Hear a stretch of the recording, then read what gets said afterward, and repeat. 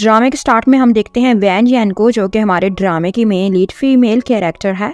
ये एक blind date पर आई हुई होती है जो कि इसकी मदर ने ऑर्गेनाइज की होती है। जिस आदमी के साथ इसकी माँ ने इसकी डेट को सेट किया होता है, ये आदमी बहुत ही ज्यादा लोफर लफंगा होता है। वैन येन को इसकी बातें बहुत ही बुरी लगती हैं। वो अजीब ठरकियों वाली गुफ्तगू कर रहा होता है। वो वहां से जाने लगती है तो वो कहता है, मैं तो तुम्हें ऐसे नहीं जाने दूंगा। मैंने तो तुम्हारी माँ को तुम्हारे लिए अच्छी खासी अमाउंट पे किए हैं। हमें एक साथ रात बिताना होगी, तुम्हें मेरे साथ नाइट स्पेंड करना होगी। वो कहती है, दफा हटो, दूर रहो मुझसे, कभी ऐसा नहीं हो सकता। तभी इससे चक्कर आने लगते हैं। इस आदमी ने असल में इसकी ड्रिंक में कुछ मिला दिया होता है और गलती से वैन येन ने इस ड्रिंक को पी भी लिया होता है, जिसकी वजह से इसे चक्कर आने लगते हैं। इसे कुछ भी होश नहीं रहता और ये आदमी इसके साथ जबरदस्ती करने लगता है। वैन येन खुद को बचाने की बहुत ही कोशिश करती है, लेकिन इसके तो होश ही जा रहे होते हैं। तभी वहाँ पर हमारे ड्रामे का हीरो आ जाता है, जिसका नाम मिस्टर गू होता है। वो इस आदमी को मुक्का मारकर, लात मारकर भगा देता है और यहाँ पर येन पूरी तरह से नशे में टुन हो चुकी हुई होती है। वो मिस्टर गू को पकड़कर इसके साथ इंटीमेट होने लगती है और इसे बेड पर फेंकती है और खुद को इस पर फोर्स करने लगती है और मिस्टर गू भी आउट ऑफ कंट्रोल हो ही जाता है। शुरू में तो वो कोशिश करता है कि ये इससे दूर हटे, लेकिन जब वैन येन इसको नहीं छोड़ती तो वो भी आउट ऑफ कंट्रोल हो जाता है और इसके साथ इंटीमेट हो जाता है। सुबह के टाइम जब येन की आंख खुलती है तो वो देखती है, वो अनड्रेस होती है और उसके हाथ पर एक रिंग होती है। इसे याद आता है कि ये जिस आदमी के साथ रात को थी, ये रिंग उसी की होगी जो उसने इसको पहना दी होगी। फिर हम देखते हैं इसे किसी को कॉल आती है। वो भागकर अपने घर की तरफ जाती है। बारिश हो रही हुई होती है। ये बहुत ही ज्यादा नॉक करती है। काफी देर के बाद इसकी स्टेप सिस्टर दरवाजे को खोलती है, बाहर आती है, जिसका नाम वैक्स है। वो इसे कहती है, अब तुम्हारी इस घर में कोई भी जगह नहीं है, तुम यहाँ से जा सकती हो, और इसके बैग का सामान इसको दे देती है। वो इससे कहती है, दोबारा इस घर में आने की कभी कोशिश भी ना करना, क्योंकि तुमको जिस आदमी के साथ हमने डेट पर भेजा था, तुमने उसको खुश नहीं किया, तुमने इसके साथ रात स्पेंड नहीं की, और जितने पैसे उसने माँ को दिए हुए थे तुम्हारे साथ नाइट स्पेंड करने के लिए, वो घर पर आकर हमसे सारे पैसे ले गया। इसलिए अब तुम्हारी इस घर में कोई भी जगह नहीं है, तुम जा सकती हो। येन कहती है कि प्लीज तुम मेरे साथ ऐसा ना करो, मैं कहाँ जाऊंगी, मेरे पास तो शेल्टर नहीं है, मेरे पास तो कोई जगह नहीं है, मैं कहाँ पर जाऊंगी। फिर इसकी बहन की नजर इसकी रिंग पर पड़ती है और कहती है, ये रिंग तो बड़ी एक्सपेंसिव लग रही है, ये तुम्हारे पास कहाँ से आ गई। और ये रिंग वो इससे जबरदस्ती ले लेती है। येन तो कहती रह जाती है, ये रिंग मेरी नहीं है, ये किसी की है, मुझे इसको वापस लौटानी है, रिंग प्लीज वापस कर दो। लेकिन इसकी बहन बहुत ही ज्यादा ग्रीडी होती है। वो रिंग खुद ही पहन लेती है और इसे घर से निकाल देती है और दरवाजा बंद करके अंदर चले जाती है। यहाँ पर बहुत ही ज्यादा बारिश हो रही होती है। ये अपना सामान बारिश में लेकर रो रही होती है, बैठ जाती है और सोचती है कि अब मैं कहाँ जाऊंगी, और बेहोश हो जाती है। फिर हम देखते हैं यहाँ पर मिस्टर गू अपनी गाड़ी में बैठा हुआ ये सब कुछ देख रहा होता है। वो बारिश में ही अपनी गाड़ी से निकलकर येन के पास आता है और इससे सहारा देता है, अपने घर लेकर आता है। और अगले सीन में हम देखते हैं येन बेड पर लेटी हुई होती है, मिस्टर गू इसके पास ही खड़ा होता है। तभी मिस्टर गू को इसके ग्रैंडपा की कॉल आती है। वो इसको कहता है कि मैं चाहता हूँ कि तुम शादी कर लो, और मैंने तुम्हारे लिए एक बहुत ही अच्छी लड़की देखी है। ये लड़की मेरी नर्स है, काफी अरसे से ये लड़की मेरा ख्याल रख रही है, इससे अच्छी लड़की तुम्हें कभी नहीं मिलेगी, और मैं मरने से पहले अपनी लाइफ में तुम्हें सेटल देखना चाहता हूँ। मिस्टर गू को इसकी सेक्रेटरी से फिर पता चलता है कि जो लड़की इसके ग्रैंडपा ने रखी है एज ए नर्स, जिसके साथ वो इसकी शादी करवाना चाहते हैं, वो असल में लड़की यही है जो सामने बेड पर लेटी हुई होती है। और इसी लड़की को तो मिस्टर गू रात को बचाकर यहाँ पर लेकर आया हुआ होता है, जो इस वक्त बेड पर बेहोश पड़ी होती है, यानी वैन येन।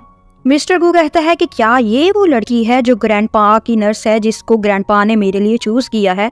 तभी येन वैन को होश आने लगता है और वो बेहोशी में ही चिल्लाती है कि मुझे छोड़ दो, मुझे छोड़ दो, प्लीज मेरे साथ ऐसा ना करो। और तब इसकी आंख खुल जाती है। इसके सामने मिस्टर गू होता है। वो कहती है कि मैं कहाँ पर हूँ और मैं यहाँ पर कैसे आ गई और तुम लोग कौन हो। जिस पर मिस्टर गू इसे मैरिज सर्टिफिकेट दिखाकर कहता है कि देखो हम दोनों ने शादी कर ली है। वो कहती है कि कब मैंने तुमसे शादी की, मैं तो बेहोश थी, और तुम ये मुझे बताओ कि मैं यहाँ पर कैसे आई हूँ और तुम लोग कौन हो। जिस पर वो कहता है तुम्हें ज्यादा इनोसेंट बनने की जरूरत नहीं है, तुम्हारे लिए बस इतना ही जानना जरूरी है कि अब तुम्हारी शादी मुझसे हो चुकी है। वैसे भी तुम यही तो चाहती थी ना कि तुम्हारी शादी मुझसे हो जाए, इसलिए तो तुमने मेरे ग्रैंडपा के पास एज ए नर्स जॉब की कि तुम इनको इम्प्रेस करके इनके रिच हैंडसम ग्रैंडसन को फंसा सको। तो अब तुम्हारा मकसद पूरा हो गया है, तुम्हें तो खुश होना चाहिए। जिस पर वो कहते हैं कि क्या तुम मिस्टर जियान के ग्रैंडसन हो, और मुझे तो पता ही नहीं था कि इनका कोई ग्रैंडसन भी है, तो मैं ऐसा क्यों चाहूंगी।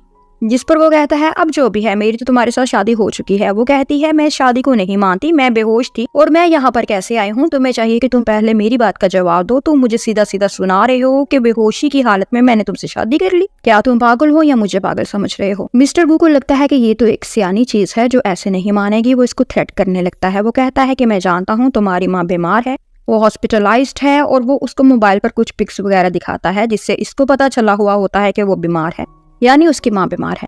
कहता है कि अगर तुम चाहती हो कि मैं तुम्हारी माँ का ट्रीटमेंट करवाऊं, उनका इलाज करवाऊं, तो तुम्हें मुझसे शादी को निभाना होगा जब तक मैं चाहूंगा। जितना पैसा तुम्हारी माँ के इलाज के लिए चाहिए होगा वो मैं पे कर दूंगा। और अगर तुम नहीं मानोगी तो शायद तुम्हारी माँ मर जाए, क्योंकि तुम्हारे पास तो इतने पैसे नहीं है कि इतना एक्सपेंसिव उनका इलाज है जो तुम अफोर्ड कर सकती हो। यैन यहाँ पर इमोशनल हो जाती है। वो इसको कहती है कि नहीं नहीं, तुम जो बोलोगे मैं करने को तैयार हूँ, बस तुम मेरी माँ को बचा लो, तुम उनके इलाज के लिए पे कर दो और जो जो तुम मुझे बोलते जाओगे मैं करती जाऊंगी। मिस्टर गू कहता है कि हाँ, अब तुमने पॉइंट की बात की है। फिर वो अपने सेक्रेटरी से कहता है कि इसे लेकर जाओ और इसका फिजिकल चेकअप करवाओ। वो कहती है कि किस किस्म का चेकअप? जिस पर मिस्टर गू कहता है कि मैं जानना चाहता हूँ कि जिससे मैंने अभी भी शादी की है, क्या वो पहले किसी के साथ फिजिकल हो चुकी है कि नहीं, और इसका कैरेक्टर कैसा था। इसका सेक्रेटरी इसे लेकर हॉस्पिटल जाता है और इसकी मर्जी के कॉन्सेंट के बिना ही इसको टेस्ट किया जाता है। जब वो घर आती है तो मिस्टर गू इसका टेस्ट चेक करता है। इसका सेक्रेटरी इसको बताता है कि डॉक्टर ने कहा है ये रिसेंटली ही किसी के साथ फिजिकली इंटीमेट हो चुकी है क्योंकि इसकी बॉडी इंजर्ड है। जिस पर मिस्टर गू को तो गुस्सा आ जाता है। वो कहता है तुम तो एक नंबर की बिच निकली, इतनी गंदी तुम लड़की हो, पता नहीं कहाँ से किस किस के साथ तुम सो के आई हो, और ग्रैंडपा ने मुझे फोर्स किया कि मैं तुम्हारी जैसी लड़की के साथ शादी करूं। शायद मुझे लगता है कि ग्रैंडपा को भी तुम्हारे कैरेक्टर के बारे में नहीं पता होगा, तुमने उनके सामने बड़ा इनोसेंट खुद को प्रेजेंट किया होगा। तुम्हारी जैसी लड़की तो कुछ पैसों के लिए किसी के भी बेड पर जा सकती है। वो कहती है तुम मुझे मिसअंडरस्टैंड कर रहे हो, ऐसा कुछ भी नहीं है, मैं ऐसी बिल्कुल भी नहीं हूँ। मिस्टर गू कहता है तुम्हारी मेडिकल रिपोर्ट ये साबित कर रही है, मैं जानबूझकर अपने से ये नहीं बनाकर कह रहा। इसलिए चाहे मेरी तुम्हारे साथ शादी हो भी गई है, लेकिन मैं तुम्हें कभी भी अपनी वाइफ के तौर पर रिस्पेक्ट नहीं दूंगा। तुम सिर्फ मेरे यहाँ मुलाजिम ही रहोगी, मेरी नजर में तुम एक बिच हो। इसकी बातें सुनकर यान को तो बहुत ही ज्यादा गुस्सा आता है। वो कहती है बहुत हो गया, अब मैं तुम्हारा एक लफ्ज नहीं सुनूंगी। तुम होते कौन हो मुझे ये सारी बातें सुनाने वाले? मैं जो भी हूँ, जैसी भी हूँ, ये तुम्हें मुझे बताने की जरूरत नहीं है। और गुस्से से वहां से चले जाती है। फिर हम देखते हैं येन ग्रैंडपा का ख्याल रख रही होती है क्योंकि ये इनकी केयर टेकर होती है। वो इनको ब्लैंकेट उड़ा रही होती है और इनके बटन खोल रही होती है ताकि वो इनकी शर्ट को चेंज कर सके। ऊपर से मिस्टर गू आ जाता है और सोचने लगता है कि ये कितनी घटिया लड़की है, ये एक बूढ़े आदमी को भी सड्यूस कर रही है, ये एक बूढ़े आदमी को भी नहीं छोड़ रही। और मैं सही सोच रहा था कि ये पैसे के लिए कुछ भी कर सकती है। वो आकर इसका हाथ पकड़ लेता है और कहता है ये तुम क्या कर रही हो, ये तुम्हारी बाप की उम्र का आदमी है, तुम इसे भी नहीं छोड़ना चाहती। वो कहती है कि तुम्हारा दिमाग खराब हो गया है क्या, दूर हटो, मुझे इनकी शर्ट को चेंज करना है, तुम मुझे मेरी जॉब करने दो और जाओ यहाँ से। वो कहता है मैं क्यों जाऊँ यहाँ से, तुम जाओ यहाँ से, क्योंकि अगर मैं यहाँ से गया तो तुम मेरे ग्रैंडपा के साथ भी वही कुछ करोगी जो तुम पता नहीं कितने ज्यादा मर्दों के साथ ऑलरेडी कर चुकी हो। और मुझे पता है कि तुम्हारी जॉब क्या है, तुम्हारी जॉब यही तो है, दूसरे मर्दों को सेड्यूस करना। और इसका हाथ पकड़कर इसे जबरदस्ती वहां से ले जाता है और कहता है तुम कितनी गिरी हुई हो, अगर मुझे पहले पता होता कि मेरे ग्रैंडपा तुम्हारे जैसी लड़की को नर्स रख रहे हैं तो मैं कभी भी उनको तुम्हें हायर ना करने देता। तुम्हारे गंदे हाथ इस काबिल नहीं है कि मेरे ग्रैंडपा को टच करें। जिस पर वो कहती है कि क्या तुम्हारे पास कोई सबूत है कि मैं एक सेक्स वर्कर हूँ, और अगर नहीं तो दोबारा मेरे कैरेक्टर के बारे में बात करने से पहले 100 दफा सोच लेना, क्योंकि नेक्स्ट टाइम मैं बर्दाश्त नहीं करूंगी। जिस पर वो कहता है कि क्या मेडिकल रिपोर्ट गलत है। जिस पर यूएन सोचने लगती है कि अगर मैं तुम्हें बता भी दूं कि वो उस रात मैं तुम्हारे साथ ही थी तो मुझे यकीन है कि तुम मेरा एतबार नहीं करोगे, ट्रस्ट नहीं करोगे, और वो मेरा फर्स्ट टाइम था। मैं तुम्हारे अलावा किसी और के करीब आज तक नहीं गई, तुम ही पहले मर्द थे जिसने मुझे टच किया, लेकिन मुझे पता है तुम्हें अगर मैं बताऊंगी तो तुम यकीन नहीं करोगे। तो वो खामोश ही रहती है, ये बात इसको नहीं बताती। इन दोनों का झगड़ा हो ही रहा होता है कि ग्रैंडपा भी वहां पर आ जाते हैं और इन दोनों को झगड़ा करते देखकर इनका थोड़ा सा मूड भी ऑफ होता है। मिस्टर गू ग्रैंडपा को देख लेता है और जल्दी से खामोश हो जाता है। येन को बैक से होल्ड करता हुआ ऐसे प्रिटेंड करता है कि जैसे इन दोनों में कोई झगड़ा ना हो रहा था। ग्रैंडपा इनके पास आकर कहते हैं कि अब जैसा कि तुम दोनों शादीशुदा हो तो मैं चाहता हूँ कि तुम दोनों एक दूसरे के साथ हंसी खुशी रहो और झगड़ा करना अवॉइड करो। फिर वो यान से कहते हैं कि मैं जानता हूँ मेरा ग्रैंडसन गुस्से का बहुत ही तेज है और अगर ये तुमसे कभी भी रूडली बिहेव करे तो तुम इसको छोड़ सकती हो। मैं कभी भी तुम्हें बाउंड नहीं करूंगा कि हालात जैसे तैसे मर्जी हो जाएं, तुमने इसी के साथ रहना है। नहीं, अगर तुम्हारा दिल कभी करे कि तुम इसके साथ नहीं रहना चाहती या फिर मुश्किलात अगर कभी बढ़ जाएं तो तुम इसको छोड़ भी सकती हो। वो ग्रैंडपा को कहती है कि ऐसी कोई भी बात नहीं है, मैं मिस्टर गू के साथ बहुत ही ज्यादा खुश हूँ, ये बहुत ही अच्छे इंसान है, मुझ पर तो बिल्कुल भी गुस्सा नहीं करते, मेरी हर बात को अंडरस्टैंड करते हैं।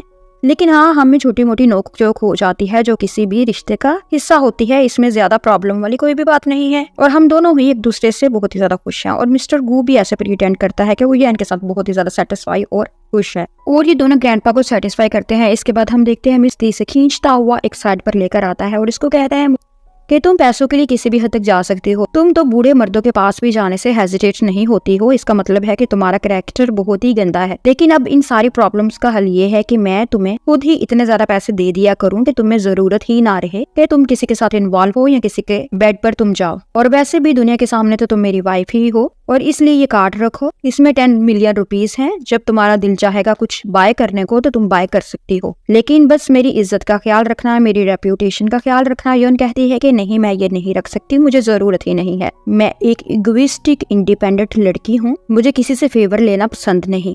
तुमने बोला है कि तुम मेरी माँ का इलाज करवाओगे, बस इतना ही मेरे लिए काफी है, इसके अलावा मुझे कुछ नहीं चाहिए। और मैंने तुमसे शादी सिर्फ और सिर्फ ग्रैंडपा को खुश करने के लिए की है। इसके अलावा मैं मजबूर भी हूँ क्योंकि मेरी माँ बीमार है और अपना बाकी का खर्चा मैं खुद ही जॉब करके चला लूंगी। जिस पर वो कहता है कि ज्यादा ड्रामे करने की जरूरत नहीं है, मैं जानता हूँ कि अगर पैसे ना होगे तो तुम फिर से कुछ ना कुछ ऐसा ही करोगी जिससे मेरा नाम और मेरी रेप्यूटेशन स्पॉइल हो जाएगी। और अब इसे पकड़ो और यूज करना होगा तो करना, नहीं करना होगा तो तुम जाओ भाड़ में। और यहाँ पर हम देखते हैं इसकी सौतेली बहन स्टेप सिस्टर जिसका नाम वैक्स है, ये सब देख रही हुई होती है। वो जल्दी से भागकर यान के पास आती है और इससे कार्ड छीन कर कहती है कि इतनी ज्यादा अमाउंट का कार्ड तुम्हारे पास कैसे आ गया? इसका मतलब है कि तुमने जरूर कोई अमीर लड़का फंसाया है। जल्दी से बताओ मुझे कौन है वो आदमी जिसके साथ तुम रह रही हो, जो इतना ज्यादा रिच है, जो इतना महंगा कार्ड तुम्हें दे रहा है। यान कहती है कि ये कार्ड मेरा नहीं है, जिसका भी है मैंने इसको वापस करना है। पहले तुमने मेरी रिंग को रखा, अब तुम इस कार्ड को भी ले रही हो, मुझे मेरा कार्ड प्लीज वापस दे दो। लेकिन वैक्स इसकी बात नहीं सुनती है और कार्ड लेकर चली जाती है। और अगले सीन में हम देखते हैं ये शॉपिंग सेंटर आकर बहुत ही ज्यादा शॉपिंग करती है और इतनी ज्यादा ये शॉपिंग करती है कि पूरे के पूरे कपड़े उस शॉप के ये बाय कर लेती है और इस कार्ड की अच्छी खासी अमाउंट को ये यूज कर लेती है। और यहाँ पर मिस्टर गॉन सोच रहा होता है, जैसे ही इसे पता चलता है कि कार्ड की अमाउंट यूज हो चुकी है, इसको मोबाइल पर एक मैसेज आ जाता है, नोटिफिकेशन आ जाता है। तो ये सोचता है कि तुम तो कह रही थी कि मैं कार्ड कभी इस्तेमाल नहीं करूंगी और मुझे बड़ी इगोइस्टिक बन के दिखा रही थी, लेकिन मैं जानता हूँ कि तुम्हारी जैसी लड़की का कैरेक्टर कैसा हो सकता है। तुमने तो 5 मिनट नहीं लगाए और पैसे भी उड़ा दिए और यही तुम्हारी असलियत है, यही तुम्हारी हकीकत है। सिर्फ चंद पैसों के लिए तुम कुछ भी कर सकती हो। और मिस्टर गॉन के दिल में अब तो और भी ज्यादा यान वैन के लिए नफरत पैदा हो जाती है क्योंकि इसको यकीन हो चुका है कि ये एक सेक्स वर्कर ही है। फिर हम देखते हैं मिस्टर गॉन घर वापस आता है तो इसकी गाड़ी के पास वैक्स खड़ी होती है। वो कहता है ये कौन है और ये यहाँ पर क्या कर रही है। वो गाड़ी से बाहर आता है तो देखता है कि इस लड़की ने वही रिंग पहनी हुई होती है जो मिस्टर गॉन ने उस रात यान को पहना दी थी और जो वैक्स ने यान वैन से छीन ली थी। अब इस रिंग को वैक्स ने पहना हुआ होता है। मिस्टर गॉन की नजर इस रिंग पर जैसे ही पड़ती है वो इससे कहता है कि क्या तुम वो लड़की हो जिसके साथ उस रात मैंने सेक्स किया था? वैक्स पहले तो सोचती है कि ये क्या बात कर रहा है, फिर कहती है खुलकर बात करो, तुम जो भी बात करना चाहते हो। जिस पर वो इसको बताता है कि मैं जान चुका हूँ वो लड़की तुम ही हो जो उस रात मेरे साथ थी, इसलिए तुम्हें फिक्र करने की जरूरत नहीं है। अब तुम मुझे मिल गई हो तो क्योंकि मैंने तुम्हारे साथ नाइट स्पेंड की है तो मैं अपनी सारी की सारी रिस्पॉन्सिबिलिटी लेने को तैयार हूँ, तुम्हें परेशान होने की जरूरत नहीं। और ये सुनकर वैक्स को पूरी की पूरी स्टोरी की समझ आ जाती है और फिर वो ऐसे चालाकी से जल्दी से प्रिटेंड करती है कि हाँ मैं तो वही लड़की हूँ जिसने तुम्हारे साथ नाइट स्पेंड की। मिस्टर गू से कहता है कि बताओ तुम्हें क्या चाहिए, तुम्हें कितने पैसे चाहिए, मैं तुम्हें पे करने को तैयार हूँ। जिस पर वो अच्छा बनते हुए कहती है कि नहीं नहीं, मैं ऐसी लड़की नहीं हूँ जो पैसों के लिए खुद को बेचती है, सेल करती है। इस रात जो भी हुआ वो मेरी भी मर्जी से हुआ और ये रात मेरी फर्स्ट नाइट थी और मुझे तुमसे कुछ भी नहीं चाहिए, मुझे तुमसे कोई पैसा शैसा नहीं चाहिए। जिस पर मिस्टर गू सोचने लगता है कि ये लड़की कितनी अच्छी है और ये सोचकर ये तो और भी ज्यादा खुश हो जाता है कि पहली रात जिस लड़की की मेरे साथ गुजरी है वो इतने अच्छे कैरेक्टर की है तो इसने तो खुश होना ही था। वो इसे हक कर लेता है और कहता है कि आज के बाद तुम मेरे साथ ही रहोगी मेरे घर पर और मैं हमेशा तुम्हारा ख्याल रखूंगा और तुम्हें कभी भी किसी भी चीज की जरूरत होगी या परेशानी होगी तो तुम अपनी हर प्रॉब्लम मेरे साथ शेयर कर सकती हो, मुझे अपनी किसी भी जरूरत के बारे में बता सकती हो। और यहाँ पर वैन ये सारा कुछ देख रही हुई होती है और सोचती है कि वैक्स कितनी झूठी है और कितनी अच्छी ये एक्टिंग भी कर लेती है। और जिस बात को मिस्टर गू सच समझ रहा है, जब इसको पता चलेगा कि ये सब इसका ड्रामा है, झूठ है, तो इसको कितनी तकलीफ होगी, लेकिन ये चुप रहती है। फिर अगले सीन में हम देखते हैं वैक्स इसके घर में शिफ्ट हो गई हुई होती है और ये मिस्टर गू के साथ बैठी खाना खा रही हुई होती है और यैन इनको खाना सर्व कर रही हुई होती है क्योंकि ये यहाँ पर एज ए मेड जॉब करती है। मिस्टर गू को पता ही नहीं होता है कि ये दोनों बहनें हैं, स्टेप सिस्टर्स हैं। वैक्स यैन को कहती है कि तुम भी हमारे साथ बैठ जाओ और खाना खाओ, जिस पर यैन कहती है कि मुझे भूख नहीं है, तुम लोग खाना खा सकते हो। जिस पर मिस्टर गू इससे पूछता है कि क्या तुम इसको जानती हो? वो बताती है कि हाँ ये तो मेरी बहन है, ये मेरी स्टेप सिस्टर है और इवन के ये मेरी सगी बहन नहीं है, लेकिन फिर भी ये मुझे सगी बहन से ज्यादा प्यारी है, मैं इसे बहुत ही ज्यादा प्यार करती हूँ। यैन दिल में सोचती है कि मैं जानती हूँ जितना तुम मुझसे प्यार करती हो, जितना तुम मेरा ख्याल रखती हो। वैक्स बस मिस्टर गू के सामने खुद को बहुत ही अच्छा प्रेजेंट कर रही हुई होती है। यैन इन दोनों को सूप सर्व करने लगती है तो गरम गरम सूप इसके हाथ पर गिर जाता है, जिस पर मिस्टर गू जल्दी से उठता है और इसे बैंडेज वगैरह करने लगता है। यूं तो अपना हाथ फौरन से पीछे कर लेती है। वो कहती है कि मैं बिल्कुल ठीक हूँ, छोड़ो मेरा हाथ। लेकिन मिस्टर गू इसका हाथ जबरदस्ती पकड़कर मेडिसिन लगा ही देता है। ये सब देखकर वैक्स जेलस हो जाती है। वो जल्दी से अपने हाथ को खुद ही काट लेती है और कहती है मिस्टर गू मुझे भी चोट लगी है, मुझे भी प्लीज मेडिसिन लगा दे। जिस पर वो कहता है कि तुम खुद ही लगा लो, ज्यादा चोट तो यैन को लगी हुई है। और यहाँ पर यैन इससे अपना हाथ छुड़ाकर कहती है कि मैंने कहा ना मैं बिल्कुल ठीक हूँ, तो मेरा हाथ छोड़ दो। तुम वैक्स को देखो, इसको चोट लगी है और इसको मेडिसिन लगाओ। और उससे से वहां से चले जाती है। इसके जाने के बाद वैक्स गू को कहती है कि मैं कौन से रूम में सोऊं, क्या मैं तुम्हारे रूम में सो सकती हूँ? वो कहता है कि नहीं, अभी जब तक मेरी शादी नहीं हो जाती तुमसे, तो तुम्हें और मुझे सेपरेट रूम में ही सोना होगा। और मैं यैन से कहता हूँ, वो तुम्हारा रूम सेट कर देती है, जिस पर वो बहुत ही ज्यादा खुश हो जाती है कि देखो ये सारे काम मेरे अब यैन किया करेगी, अब यैन मेरी मेड बनकर रहेगी। और इस बात पर इसको बड़ी खुशी होती है। और यहाँ पर वो आकर यून को थप्पड़ मार देती है और कहती है कि तुम खुद को बड़ी होशियार समझती हो, तुम बहुत ही ज्यादा कोशिश कर रही हो कि किसी न किसी तरीके से मिस्टर गू तुम्हें अपने बेड पर ले जाए। तुम्हें बहुत ही ज्यादा शौक चढ़ा हुआ है ना इसको सेड्यूस करने का, इसलिए जानबूझकर तुम अपने हाथ पर सूप गिरा कर इसे दवाई लगवा रही थी। यैन कहती है कि मैं तुम्हारा हाथ तोड़ कर तुम्हारे हाथ में पकड़ा दूंगी।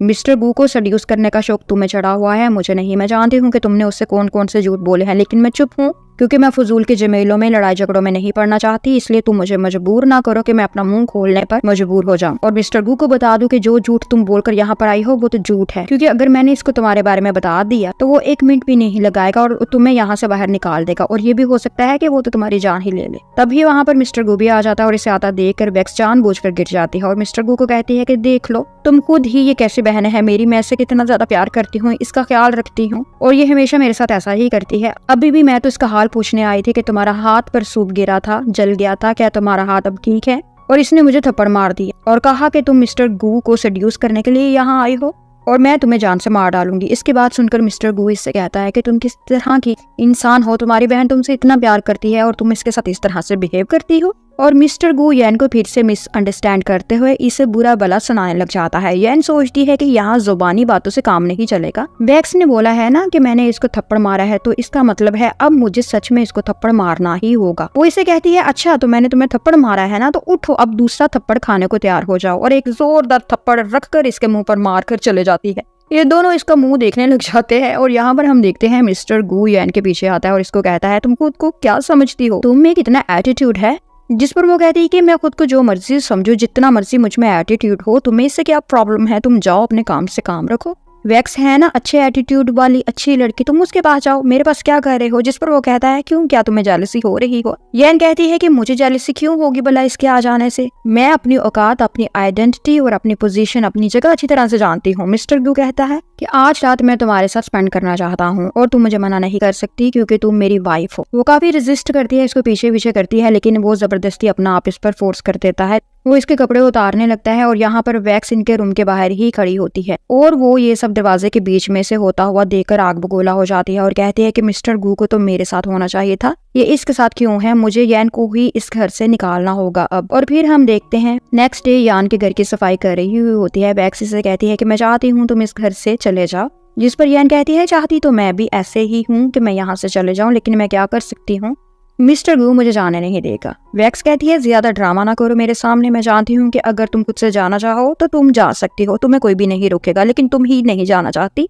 तुम बहाने बना रही हो, एक्सक्यूज बना रही हो कि मिस्टर गू तुम्हें नहीं जाने देगा। और फिर वो इसे धिक्का मारती है और वो सीधा जाकर स्विमिंग पूल में ट्रैप करके गिर जाती है। बेचारी यैन बुरी तरह से कांपने लगती है। फिर अगले सीन में हम देखते हैं यैन कुकिंग कर रही हुई होती है जब वैक्स इसे वीडियो कॉल करके बताती है कि देखो मैं हॉस्पिटल में हूँ जहाँ पर तुम्हारी माँ एडमिट है और अगर तुम अपनी माँ की जिंदगी को बचाना चाहती हो तो इस घर से चले जाओ, क्योंकि इस वक्त तुम्हारी माँ की जिंदगी और मौत मेरे हाथ में है और अगर तुमने मेरी बात मानने से इनकार किया तो अपनी माँ से हाथ धो बैठोगी।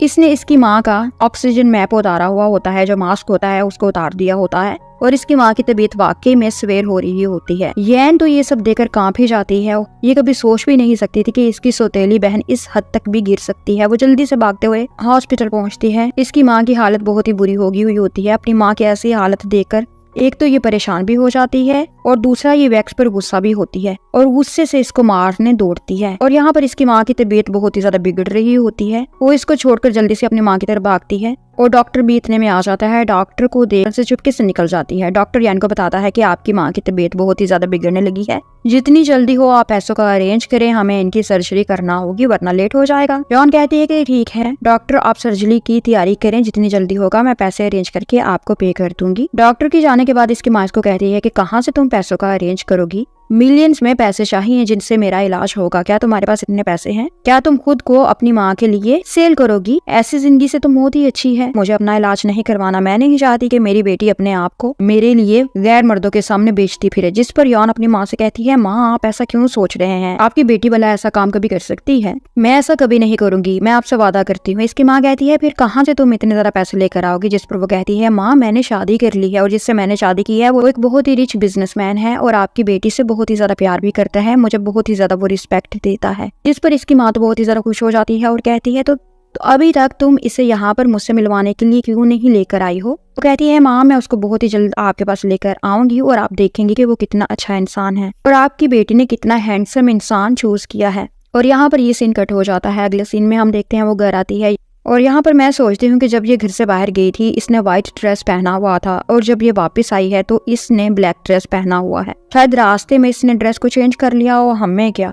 वो घर आती है तो मिस्टर गू पहले से ही घर में मौजूद होता है। वो इससे कहता है, तुम कहाँ गई थी, तुमने मुझे बताया भी नहीं। वो कहती है, मैं हॉस्पिटल गई थी अपनी माँ को देखने और अभी मैं तुम्हारे लिए खाना भी बना देती हूँ। फिर वो चेंज करने के लिए अपने रूम में आती है तो मिस्टर गू भी इसके पीछे पीछे आ जाता है और इसके साथ बड़े रूडली बिहेव करता है और इसके हाथ से इसकी माँ की रिपोर्ट्स पकड़कर चेक करने लगता है और कहता है कि इन रिपोर्ट के मुताबिक तुम्हारी माँ की तो सर्जरी होने वाली है, इसके लिए तुम्हें मिलियंस में रुपीस चाहिए, क्या तुम्हारे पास इतने पैसे हैं? वो कहती है, ये तुम्हारा मसला नहीं है, मुझे मेरी माँ की रिपोर्ट्स वापस करो। वो इसे उठाकर बेड पर फेंकता है और इसके पास आकर इससे जबरदस्ती इंटीमेट होने लगता है। वो कहती है, पीछे रहो, ये सब जाकर तुम वैक्स के साथ करो, मेरी और तुम्हारी शादी सिर्फ पेपर्स की हद तक लिमिटेड है। वो कहता है, जब तुम पैसों के लिए इतने ज्यादा आदमी को खुश कर चुकी हो तो मैं भी तुम्हारी माँ का इलाज कराने के लिए तुम्हें मिलियन में रुपीस दे सकता हूँ, लेकिन इसके बदले में तुम्हें मुझे इनकार ना करना होगा, मुझे खुश करना होगा, मेरे साथ बेड शेयर करना होगा और फिलहाल क्योंकि मैं फुल मूड में हूँ तो मुझे इनकार ना करो। जिस पर यैन इससे कहते हैं कि ठीक है, अगर तुम मुझे मेरी माँ की सर्जरी के लिए पे कर दोगे तो ठीक है, मुझे एक और फेवर भी तुमसे चाहिए। जिस पर मिस्टर गू कहता है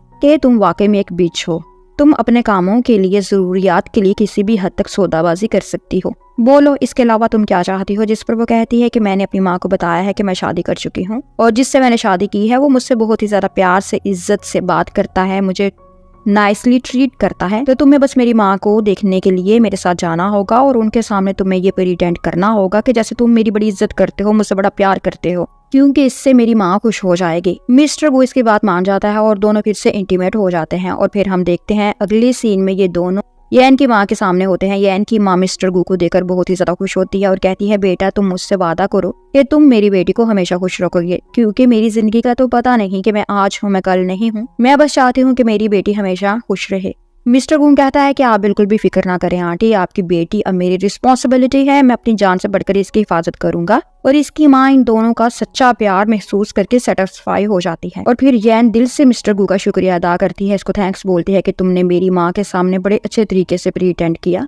वो मिस्टर गू को थैंक्स बोलती है, वो कहती है थैंक यू सो मच, जिस तरीके से तुमने मेरी माँ के सामने प्रिटेंड किया कि तुम मुझसे बहुत ही प्यार करते हो, इससे मेरी माँ काफी ज्यादा रिलैक्स और सेटिस्फाई हो गई है। मिस्टर गू कहता है इसमें इतनी बड़ी कोई बात नहीं है, शादीशुदा तो हम वैसे भी हैं, तो ये ड्रामा करना मेरे लिए कोई ज्यादा मुश्किल काम नहीं था। और इन दोनों की ये बातें वैक्स सुन लेती है, इसे तो शौक लग जाता है कि हैं ये दोनों शादीशुदा हैं। फिर वो भागती भागती अपनी माँ के पास पहुंच जाती है और अपनी माँ को बताती है कि ये तो मिस्टर गू के साथ शादी कर चुकी है, ये इतनी सीधी सादी नहीं है जितनी ये हमें दिखाई देती है, इसने तो मिस्टर गू को पूरी तरीके से अपने जाल में फंसा लिया हुआ है। जिस पर इसकी माँ हंसते हुए कहती है कि इस बात पर तुम इतना ज्यादा परेशान क्यों हो रही हो, मैं बहुत ही अच्छे तरीके से जानती हूँ कि इन जैसी लड़कियों के साथ क्या करना चाहिए, इनका इलाज क्या होता है, तुम बिल्कुल भी फिक्र ना करो, मैं तुम्हारे और मिस्टर गू के बीच में किसी और को नहीं आने दूंगी। माँ की ऐसी तसल्ली वाली बातें सुनकर वैक्स को थोड़ी सी तसल्ली हो ही जाती है। फिर हम देखते हैं कुछ गुंडे यैन को हरास करने लगते हैं और वैक्स ये सब कुछ वीडियोलाइज कर रही होती है। इसका और इसकी माँ का मकसद ये होता है किसी तरीके से इसकी इस तरह की वल्गर वीडियोस बनाई जाएं कि इसकी इस तरह की वीडियोस बनाकर वो हर जगह पर फैलाकर इससे बदनाम करें और मिस्टर गू फिर इससे खुद ही छोड़ दे।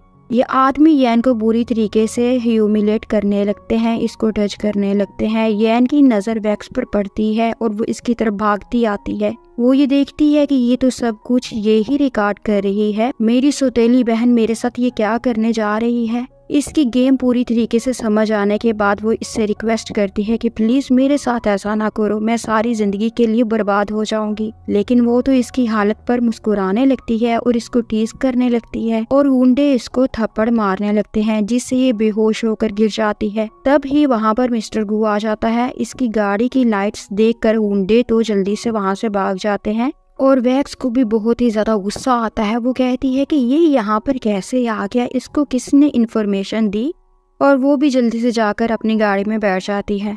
गाड़ी में से मिस्टर गू को निकलता हुआ देखकर ये कहती है कि मुझे लगता है ये सब कुछ समझ गया है, इसको पता चल गया है कि मैं वैन यैन के साथ क्या कह रही थी, और अगर वाकई में इसको पता चल गया तो फिर तो हम सब मरेंगे। फिर वो अपने आदमियों को कहती है कि जितनी भी वीडियोस हमने रिकॉर्ड की हैं सबको डिलीट कर दो और आसपास के जितने भी सर्विलियंस कैमरास हैं इनकी रिकॉर्डिंग को भी डिलीट करवा दो और कोई सबूत ना छोड़ना, वरना तुम लोग भी मरोगे और मैं भी मरूंगी। और यहाँ पर मिस्टर गू यैन के पास आकर इसको उठाता है तो यैन बेहोशी में भी यही कह रही होती है कि मुझे छोड़ दो, प्लीज मुझे छोड़ दो। और जब आंखें खोलकर मिस्टर गू को अपने सामने देखती है तो फिर से बेहोश हो जाती है। मिस्टर गू अपनी सेक्रेटरी को कॉल करके कहता है कि जिसने भी मेरी वाइफ का ये हाल किया है इन सबको जान से मार डालो, और कहता है मैं अपनी बीवी के साथ खुद चाहे जो मर्जी करूं, लेकिन मैं किसी को इजाजत नहीं दूंगा कि कोई इसे जरा सा भी परेशान करे। और फिर हम देखते हैं वो हॉस्पिटल में इसके पास बैठा हुआ होता है। इसको जब होश आता है तो वो इसको बताती है कि मेरे साथ ये सब वैक्स ने किया है। वो कहता है ये तुम क्या बकवास कर रही हो, वैक्स ऐसा कभी नहीं कर सकती, मैं इसको अच्छी तरीके से जानता हूँ, वो तो तुमसे सगी बहनों से भी ज्यादा प्यार करती है। तुम्हें किसी और बात का अगर इस पर गुस्सा है और तुम इस वजह से इसको अक्यूज कर रही हो तो वो तुम कर सकती हो, लेकिन मैं जानता हूँ कि वैक्स कभी भी तुम्हारा बुरा नहीं चाह सकती। वो कहती है तुम पीछे हटो, मुझे पहले ही पता था कि तुम मेरी बात पे यकीन नहीं करोगे, अब मेरे रास्ते से हटो, मैं इसको जिंदा नहीं छोड़ूंगी, मैं इसको जान से मार डालूंगी। मिस्टर गू फिर से कहता है कि देखो जिन्होंने भी तुम्हारे साथ ऐसा किया है मैं इनको पहले ही सजा दे चुका हूँ, आखिर तुम मुझ पर एतबार क्यों नहीं करती हो, हर बात की जिद तुम क्यों करती हो। वो कहती है क्योंकि तुम भी मेरी बात पर एतबार नहीं कर रहे, मैं तुम्हें बता रही हूँ ना कि इसके पीछे वैक्स का ही हाथ है, वो वहाँ पर मौजूद थी, वो सब रिकॉर्ड कर रही थी ताकि वो इस तरह की वीडियोस लोगों को दिखा सके और मुझे ह्यूमिलेट कर सके। और मैंने तो उससे रिक्वेस्ट भी की कि तुम ऐसा ना करो, लेकिन उसने मेरी बात नहीं मानी। तुम कैसे कह सकते हो कि वो मुझे सगी बहनों से ज्यादा प्यार करती है, तुम्हें तो उसकी असलियत का पता ही नहीं, लेकिन जिस भी दिन तुम्हें उसकी हकीकत का पता चलेगा तो तब तक बहुत देर हो चुकी हुई होगी। अगर तुमने मेरी बात पर एतबार करना है तो करो, नहीं करना तो तुम्हारी मर्जी, लेकिन मैं तुम्हें एक बात बता दूं कि मैं इसे नहीं छोड़ूंगी। जो इसने मेरे साथ किया है वो मैं सोच भी नहीं सकती थी कि कोई किसी के साथ कर सकता है। तब ही इसका सेक्रेटरी इससे मिलने के लिए आता है और यहाँ पर यैन पुलिस को कॉल करके वैक्स के खिलाफ रिपोर्ट कर देती है कि इसने मेरे साथ फलां तरीके से हरेसमेंट करवाने की कोशिश की है। और इधर इसका सेक्रेटरी इसको बता रहा होता है कि हमने हर जगह पर चेक किया है, हमें वहाँ पर किसी भी तरह का कोई कैमरा नहीं मिला, और जितने भी वहाँ पर सिक्योरिटी कैमरास लगे हुए हैं हमने उनको भी सर्च आउट किया है, और हमें तो ऐसा कोई भी सीन नजर नहीं आया जहाँ पर हम देख सकते थे कि वैक्स ने अपनी बहन के साथ ये सब कुछ किया है। जिस पर मिस्टर गू को तो और भी ज्यादा यैन पर गुस्सा आ जाता है कि ये वैक्स को कितनी बुरी तरीके से बार बार एक्यूज करती है और इसे नीचा दिखाने की कोशिश करती है। ये आखिर अपनी बहन से इतनी नफरत क्यों करती है, जबकि वैक्स कितनी अच्छी है, वो इससे अपनी सगी बहनों से भी ज्यादा प्यार करती है। और फिर हम देखते हैं इसकी सौतेली माँ आकर इसको थप्पड़ मार देती है और कहती है तुम्हारी जुर्रत कैसे हुई एहसान फरामोश लड़की अपनी बहन के खिलाफ पुलिस को रिपोर्ट करवाने की, वो तुमसे इतना प्यार करती है और तुम उसे इतना बुरा समझती हो। इसके थप्पड़ से यैन गिर जाती है। मिस्टर गू आकर इसको उठाता है। यैन अपनी सौतेली माँ को कहती है कि जानती तो आप भी हैं कि ये बात कितनी सच्ची है, कितनी झूठी है कि वो मुझसे सगी बहनों से ज्यादा प्यार करती है। आप दोनों माँ बेटी मेरे खिलाफ मेरी माँ के खिलाफ मिलकर जो जो कुछ कर रही हैं मैंने बहुत ही बर्दाश्त कर लिया, अब और नहीं। अब मैं मजीद चुप नहीं रहूंगी। मिस्टर गू इसे बेड पर बैठाता है। इसकी सौतेली माँ इसको कहती है कि अगर तुम चुप नहीं रहोगी तो मुझे बताओ कि तुम क्या कर सकती हो, तुम्हारी क्या औकात है, तुम हमारे टुकड़ों पर पली हुई लड़की हो। जैसी तुम्हारी माँ घटिया वैसे ही तुम भी घटिया। अपनी माँ के बारे में ऐसी बातें सुनकर यान तो गुस्से से पागल ही हो जाती है। वो फौरन से बेड से उठकर इसके मुंह पर एक जोरदार चपाटा मारती है। वो कहती है कि तुम मेरे बारे में जो भी दिल करता है कह लो, लेकिन अगर मेरी माँ के बारे में एक लफ्ज भी तुमने अपने गंदे मुंह से निकाला तो मुझसे बुरा कोई नहीं होगा। इसकी सौतेली माँ भी इसको थप्पड़ मारने लगती है। मिस्टर गू इसका हाथ पकड़ लेता है और इसको कहता है मेरी बीवी को हाथ लगा के अपने लिए किसी किस्म की मुसीबत खड़ी ना कर लेना। जिस पर वो कहती है कि तुम मुझे नहीं जानते कि मैं कौन हूँ, मैं कितने रिच आदमी की बीवी हूँ, और अगर तुम इसकी वजह से मेरे साथ बदतमीजी करोगे तो तुम्हें नहीं अंदाजा कि तुम्हारे साथ मैं क्या कर सकती हूँ। जिस पर इसका शोहर इसे कहता है कि ये तुम क्या बकवास कर रही हो, क्या तुम्हें पता नहीं है कि ये मिस्टर गू हैं और मैं तो इनकी कंपनी में ही एम्प्लॉय हूँ, मैं तो वहीं पर काम करता हूँ और ये मेरे बॉस हैं। ये सुनकर इसके तो होश ही उड़ जाते हैं। वो कहती है आप मिस्टर गू हैं, सॉरी मुझसे गलती होगी, मैंने आपको पहचाना नहीं। इनके जाने के बाद यूं मिस्टर गू का शुक्रिया अदा करती है, थैंक्स बोलती है। वो कहती है थैंक यू सो मच, जिस तरीके से तुमने मुझे आज डिफेंड किया है मुझे बहुत ही अच्छा लगा। जिस पर वो इसका फेस पकड़ते हुए कहता है कि मैं खुद चाहे जो मर्जी तुम्हारे साथ करूं, लेकिन मैं ये कभी टॉलरेट नहीं करूंगा कि कोई तुम्हें कुछ भी बोले। ये सुनकर वो मुस्कुराने लगती है। तभी मिस्टर गू को वैक्स की कॉल आती है। वो इसको बताती है कि मुझे अरेस्ट कर लिया गया है क्योंकि यह ने मेरे खिलाफ रिपोर्ट करवा दी है। गू इसको कहता है तुम वही रुको, मैं अभी आता हूँ। और वो फिर से यैन से गुस्से से बात करते हुए कहता है कि मैंने तुम्हें मना भी किया था कि तुम वैक्स के खिलाफ कुछ नहीं करोगी क्योंकि वो मेरी लेडी है, लेकिन तुम बास ना आई। और वहां से गुस्से से चला जाता है और यैन सोचने लगती है कि चाहे जो भी हो जाए अब मैं इन सब के बाद तो कभी भी वैक्स को माफ नहीं कर सकती। और यहाँ पर मिस्टर गू आकर वैक्स को बेल पर रिलीज करवा लेता है और इसको कहता है कि तुम फिक्र ना करो, अब मैं यैन खुद ही संभालूंगा, तुम उससे बच के रहना। क्योंकि वो तो पता नहीं शायद पागल हो गई है, मेरी बात सुनने को वो तैयार ही नहीं है। वो बार बार कह रही है कि इसके साथ कल जो भी हुआ वो तुम ही ने करवाया। एनीवेज चलो मैं तुम्हें घर लेकर चलता हूँ। जिस पर वो कहती है तुम जाओ, मुझे कुछ काम है, वो काम करके मैं घर वापस खुद ही आ जाऊंगी। वो इसे जाता हुआ देख कर कुछ देर के लिए कुछ सोचता है और फिर से कॉल करके किसी को कहता है कि रात को जो इंसिडेंट हुआ है इसको ज्यादा केयरफुली चेक करके मुझे बताओ कि इसमें कौन कौन इन्वॉल्व है। और यहाँ पर हम देखते हैं यान हॉस्पिटल में सो रही हुई होती है और घबरा कर वही बात कर रही होती है कि मुझे छोड़ दो प्लीज।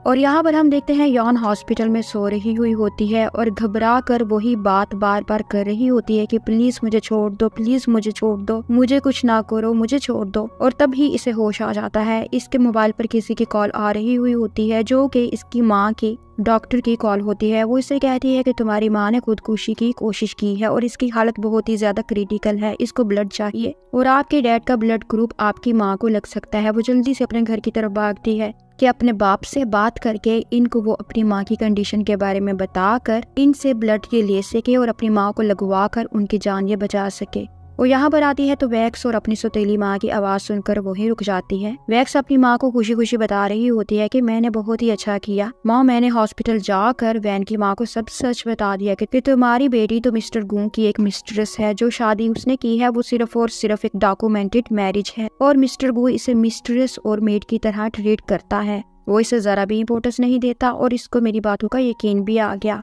इसीलिए तो इसने सुसाइड की कोशिश की है। माँ बेटी ये दोनों बातें करके हंसने लगते हैं और ये सुनकर वैन के तो होश ही उड़ जाते हैं। फिर वैक्स अपनी माँ को ये भी बताती है कि अभी मुझे पता है डॉक्टर ने यैन को बताया होगा कि इसकी माँ को ब्लड चाहिए और वो ब्लड लेने के लिए यहाँ पर लाजमी आएगी, लेकिन इसको तो पता ही नहीं कि ये सारा कुछ मैंने बड़े प्रॉपर प्लानिंग के साथ किया है। मुझे पता था कि डैड इंटरनेशनल टूर पर गए हुए हैं और इसीलिए ये अपनी माँ के लिए ब्लड भी अवेल नहीं कर पाएगी। इन सारी बातों का मुझे आइडिया था, मैंने सारा कुछ प्री प्लान किया और अब इसकी माँ को मरने से कोई नहीं बचा सकता। इन दोनों माँ बेटे की बातों से वैन यान के तो होश ही उड़ जाते हैं। तभी इसे डॉक्टर की कॉल आती है और वो बताता है कि आपकी माँ की डेथ हो चुकी है अनफॉर्चुनेटली। यान के हाथ से मोबाइल फोन गिर जाता है। वो तो शॉक में चले जाती है कि ये क्या हो गया, अभी अभी तो मुझे पता चला था कि मेरी माँ को ब्लड चाहिए और इतनी जल्दी मेरी माँ की डेथ कैसे हो सकती है। ये इसके लिए बहुत ही शॉकिंग होता है।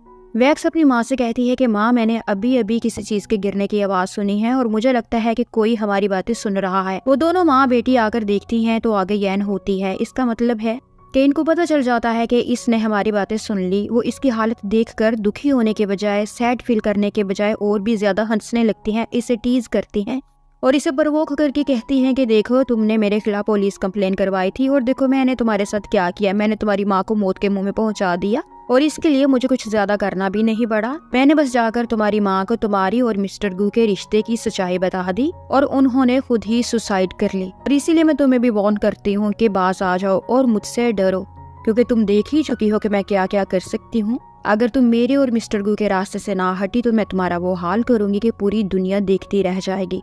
यैन के हाथों में तो बस डॉक्टर की ही आवाज गूंज रही हुई होती है कि इसने बताया है आपकी माँ की डेथ हो चुकी है। वो उठकर जल्दी से नाइफ पकड़ती है और इसे मारने लगती है। इसकी माँ अपनी बेटी को बचाने के लिए यैन को पकड़ने की कोशिश करती है, लेकिन वो कहती है बहुत हो गया, आज तो मैं तुम्हें जिंदा नहीं छोड़ूंगी। तभी वहाँ पर मिस्टर गू आ जाता है और यैन को रोकने लगता है। इसे भी पता नहीं होता कि इसकी माँ की डेथ हो चुकी है। वो कहता है कि क्या तुम पागल हो गई हो? तुम सिर्फ इसलिए इसको मारने की कोशिश कर रही हो कि इसने तुम्हें हरास करवाने की कोशिश की, जैसे कि तुम मुझे बता रही थी कि रात को तुम्हारे साथ जो भी हुआ, वुंडो ने तुम्हें हरास करने की कोशिश की और इसने तुम्हें वीडियोलाइज करने की कोशिश की, जो कि सिर्फ और सिर्फ तुम्हारा एक मन गढ़ंत झूठ है। इसमें कोई भी सच्चाई नहीं है। तो तुम सिर्फ इस झूठ की वजह से इसको मारने की कोशिश कर रही हो, इसको मारना चाहती हो। तुम्हारा दिमाग खराब हो गया है क्या? और मैंने तुम्हें पहले भी बताया था, कितनी बार मैं तुम्हें और मजीद बताऊं कि वैक्स को नुकसान पहुंचाने की कोशिश करना छोड़ दो। तुम्हारी समझ में ये बात क्यों नहीं आ रही कि ये मेरी लेडी है और ये मुझे बहुत ही ज्यादा प्यारी है? वो इसे कहती है तुम भी दफा हो जाओ यहाँ से, मुझे तुमसे भी कोई बात नहीं करनी। अब मेरी जिंदगी का सिर्फ एक ही मिशन है कि मैं इसे जान से मार डालना चाहती हूँ। और फिर से इस पर अटैक करने लगती है। मिस्टर गू इसको दोबारा से रोकता है, लेकिन ये नहीं बाज आती। वो इसके हाथ पर फिर अपना पाँव रख देता है और इसके हाथ को कुचलना शुरू कर देता है। वो इसके हाथ को कुचलना शुरू कर देता है और वो दर्द की वजह से बेहोश हो जाती है। फिर वैक्स मिस्टर गो को बताती है कि देखो, मुझे चोट लगी है और इस पर मेडिसिन लगाओ, जिस पर वो कहता है मैं इसे हॉस्पिटल लेकर जा रहा हूँ, तुम खुद ही मेडिसिन लगा लो। और फिर हम देखते हैं यैन हॉस्पिटल में बेहोश होती है। इसको जब होश आता है तो मिस्टर गू इसे कहता है कि तुम ऐसा क्यों कर रही हो, मुझे परेशान तुम क्यों कर रही हो? मैं तुमसे प्यार करने लगा हूँ और मुझे तुम्हारे लिए वाकई में बुरा महसूस होता है, लेकिन तुम भी तो मेरी प्रॉब्लम समझो। और मेरी प्रॉब्लम ये है कि मैं वैक्स के साथ नाइट स्पेंड कर चुका हूँ और अब वो मेरी रिस्पॉन्सिबिलिटी है, मेरा फर्ज बनता है कि मैं उसका ख्याल रखूं। जिस पर यैन कहती है कि ठीक है, फिर यहाँ से चले जाओ, मुझे अकेला छोड़ दो, मुझे तुमसे कोई बात नहीं करनी, ना ही मुझे तुम्हारी कोई बात सुननी है। मिस्टर गू इसकी बात सुनकर परेशान हो जाता है और वो अपने आप को बेबस महसूस करता हुआ वहाँ से उठकर चला जाता है। उसको लगता है कि शायद ये मेरी बात कभी ना समझे।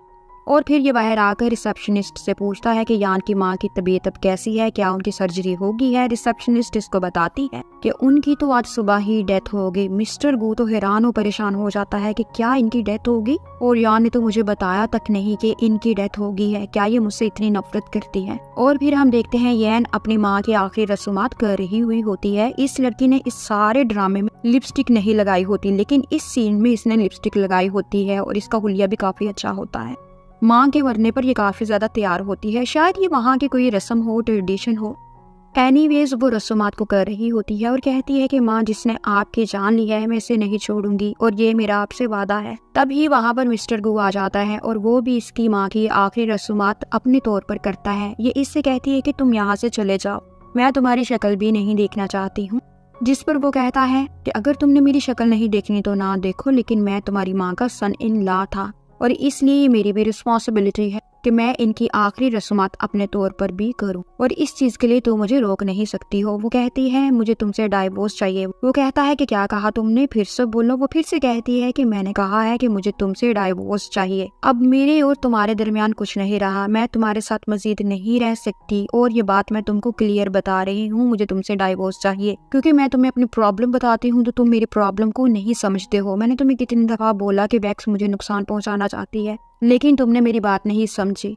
उसने गुंडे बेचकर मेरा रेप करवाने की कोशिश की, लेकिन तुमने मेरी बात पर यकीन नहीं किया जब मैंने तुम्हें इसके बारे में बताया, और तुम सिर्फ इसी पर यकीन करते हो। इसकी वजह से आज मेरी माँ की जान भी गई है, लेकिन तुम फिर भी ये बात नहीं मानोगे। इतना कुछ हो जाने के बावजूद भी तुमने कभी मेरा साथ नहीं दिया, तो मैं ऐसे रिश्ते का क्या करूंगी। फिर वो इसकी दी गई चीजों को पाँव मारकर गिरा देती है और इसे कहती है कि चले जाओ यहाँ से, अब मैं तुम्हारी शक्ल भी नहीं देखना चाहती हूँ। ये दुख सिर्फ मेरा है, सिर्फ मेरी माँ मरी है, तुम्हारी माँ नहीं मरी। मिस्टर गू को इसकी बातों पर बहुत ही ज्यादा गुस्सा आता है, लेकिन वो कुछ बोले बिना ही वहां से चला जाता है। इसके जाने के बाद यैन बैठकर रोने लगती है और इसे खांसी होना शुरू हो जाती है और इसके मुंह से ब्लड निकलता है और वो वहीं पर बेहोश होकर गिर जाती है। और यहाँ पर हम देखते हैं वैक्स हॉस्पिटल में होती है और मिस्टर गो भी इसके साथ ही होता है और इसके दिमाग में अभी भी यैन की बातें ही चल रही हुई होती हैं जो उसने इससे की थी जब ये उसकी माँ की रस्मात करने के लिए गया था, कि ये इससे नफरत करती है, इससे डाइवोर्स चाहती है। इस चीज से काफी डिस्टर्ब होता है। और फिर हम देखते हैं डॉक्टर वैक्स को बताती है कि वो प्रेग्नेंट है। वैक्स बड़ी खुशी से मिस्टर गू को देखती है और कहती है कि तुम बाप बनने वाले हो। मिस्टर गू तो ज्यादा खुशी का इजहार नहीं करता। वो कहती है कि क्या आपको ये सुनकर खुशी नहीं हुई और अब हमें शादी कर लेनी चाहिए। इसकी मामा भी मिस्टर गू से कहती है कि अब मेरी बेटी तुम्हारे बच्चे की माँ बनने वाली है, अब तुम दोनों को शादी कर लेनी चाहिए। जिस पर मिस्टर गू कहता है कि अभी नहीं, मैं कुछ दिन तक इसके बारे में बताता हूँ, और उठकर वहाँ से चला जाता है। वैक्स अपनी माँ को कहती है कि इसे तो जरा भी खुशी नहीं हुई और मुझे नहीं लगता कि ये मुझसे कभी शादी भी करेगा। इसकी माँ इसको कहती है कि तुम मेरे होते हुए क्यों परेशान होती हो, अगर ये तुमसे शादी नहीं करेगा तो ना करे, इसके घर वाले तो तुमसे लाजमी शादी करेंगे। जैसे ही इनको पता चलेगा कि तुम इनको वारिस देने वाली हो, तुम इनके बच्चे की औलाद को पैदा करने वाली हो, तो वो तुम्हें सर आंखों पर बिठा लेंगे। और यहाँ पर हम देखते हैं यैन को इसकी डॉक्टर बताती है कि तुम्हारी तबीयत ठीक नहीं है, तुम्हारी ब्लड रिपोर्ट्स नॉर्मल नहीं आ रही, तुम्हें रेस्ट करना चाहिए। जिस पर वो चुप ही रहती है। डॉक्टर से अपनी तबीयत के बारे में कुछ सवाल वो नहीं करती कि इसे क्या खाना चाहिए और क्या नहीं खाना चाहिए या इसे क्या हुआ है, कुछ भी नहीं पूछती। ऐसे लगता है कि इसे अपनी सेहत से कोई भी कंसर्न नहीं होता। ये अपनी माँ की मौत के बाद बहुत ही ज्यादा टूट चुकी होती है, क्योंकि माँ के अलावा इसका कोई रिश्ता नहीं होता दुनिया में।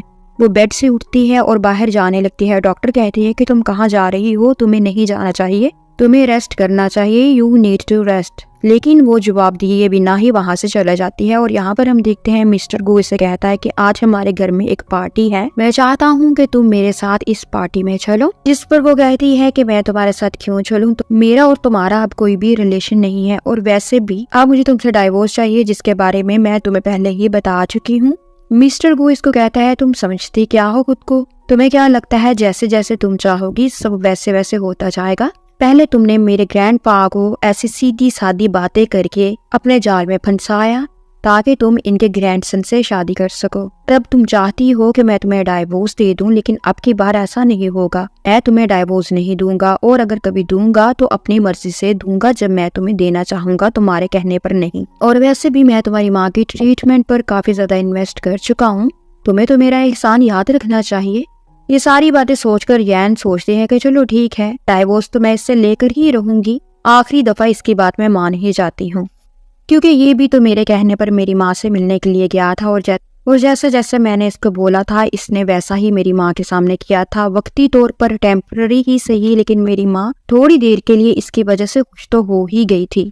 और फिर वो रात को बहुत प्यारा सा ड्रेस पहनकर नीचे आती है। ये इसे देखता ही रह जाता है, मैं भी इसे देखती ही रह जाती हूँ, ये बड़ी प्यारी लग रही थी। ये सोचता है कि ये तो बहुत ही ज्यादा प्यारी है, मैंने कभी इससे मोहब्बत की नजरों से देखा ही नहीं, मैंने हमेशा इस पर गुस्सा ही किया है, और शायद ये सारा मेरा ही कसूर है। फिर वो इसको लेकर पार्टी की तरफ बढ़ता है और इससे किसी की कॉल आती है। वो इससे कहता है कि तुम पार्टी में चलो, मैं कॉल सुनकर अभी आता हूँ। वो पार्टी की तरफ आती है और यहाँ पर वैक्स और इसकी माँ पहले से ही मौजूद होती हैं और इसे देखकर कहती हैं कि तुम यहाँ पर भी आ गई, इसे तो आज सबके सामने मैं मजा चखाती हूँ। और फिर मिस्टर गो की मम्मी यैन को कहती है कि अच्छा तो तुम ही हो वो लड़की जो यैन की मिस्ट्रेस है, तुम यहाँ पर क्या कर रही हो, तुम्हारी जैसी गंदी डर्टी कैरेक्टरलेस खातून की यहाँ पर कोई जगह नहीं है, यहाँ पर तुम्हारा कोई काम नहीं बनता कि तुम आओ। और इसके फेस पर ड्रिंक फेंक देती है। यैन इसे कहती है कि यहाँ पर मैं नहीं आई, तुम्हारा बेटा मुझे जबरदस्ती यहाँ पर लेकर आया है, मैं खुद नहीं आई हूँ। तुम्हारा काम बनता है कि तुमने जो भी बातें सुनानी है अपने बेटे को सुनाओ, और तुम्हारा कैरेक्टर भी तो पूरे सिटी में फेमस है, मशहूर है कि तुम कैसी हो, तुम्हारा बैकग्राउंड क्या है।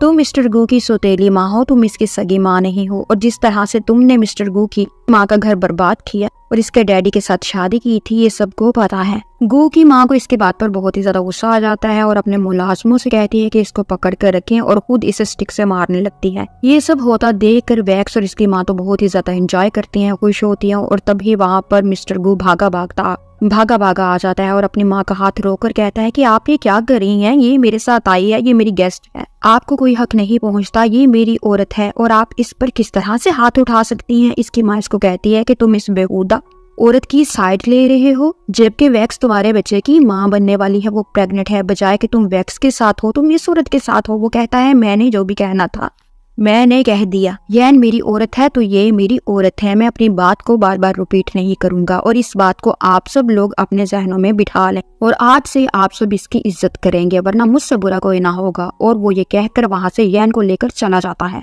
वैक्स इसके पीछे पीछे भागती है और कहती है मिस्टर गू आपको तो मेरे साथ इस पार्टी में होना चाहिए, आप इसे जाने दें, ये खुद चले जाएगी, आप मेरे साथ पार्टी में चले। जिस पर मिस्टर गो इसको कहता है पहले तो तुम मुझे ये बताओ ना कि मेरी माँ को कैसे पता चला कि तुम प्रेग्नेंट हो। जिस पर वो कहती है कि पता नहीं इनको कैसे पता चला कि मैं प्रेग्नेंट हूँ, मैंने तो इनको नहीं बताया, इनको किसी और ने बताया होगा। मिस्टर गो कहता है कि तुम ना मेरे पीठ पीछे साजिशें करना बंद कर दो और जिस दिन तुम पकड़ी गई तो मैं तुम्हारा बहुत बुरा हशर करूंगा। और फिर वो यैन को लेकर वहां से चला जाता है। आगे चलकर यैन बैठ जाती है। वो इसके पास आकर कहता है कि क्या हुआ है, तुम्हारी तबीयत तो ठीक है ना।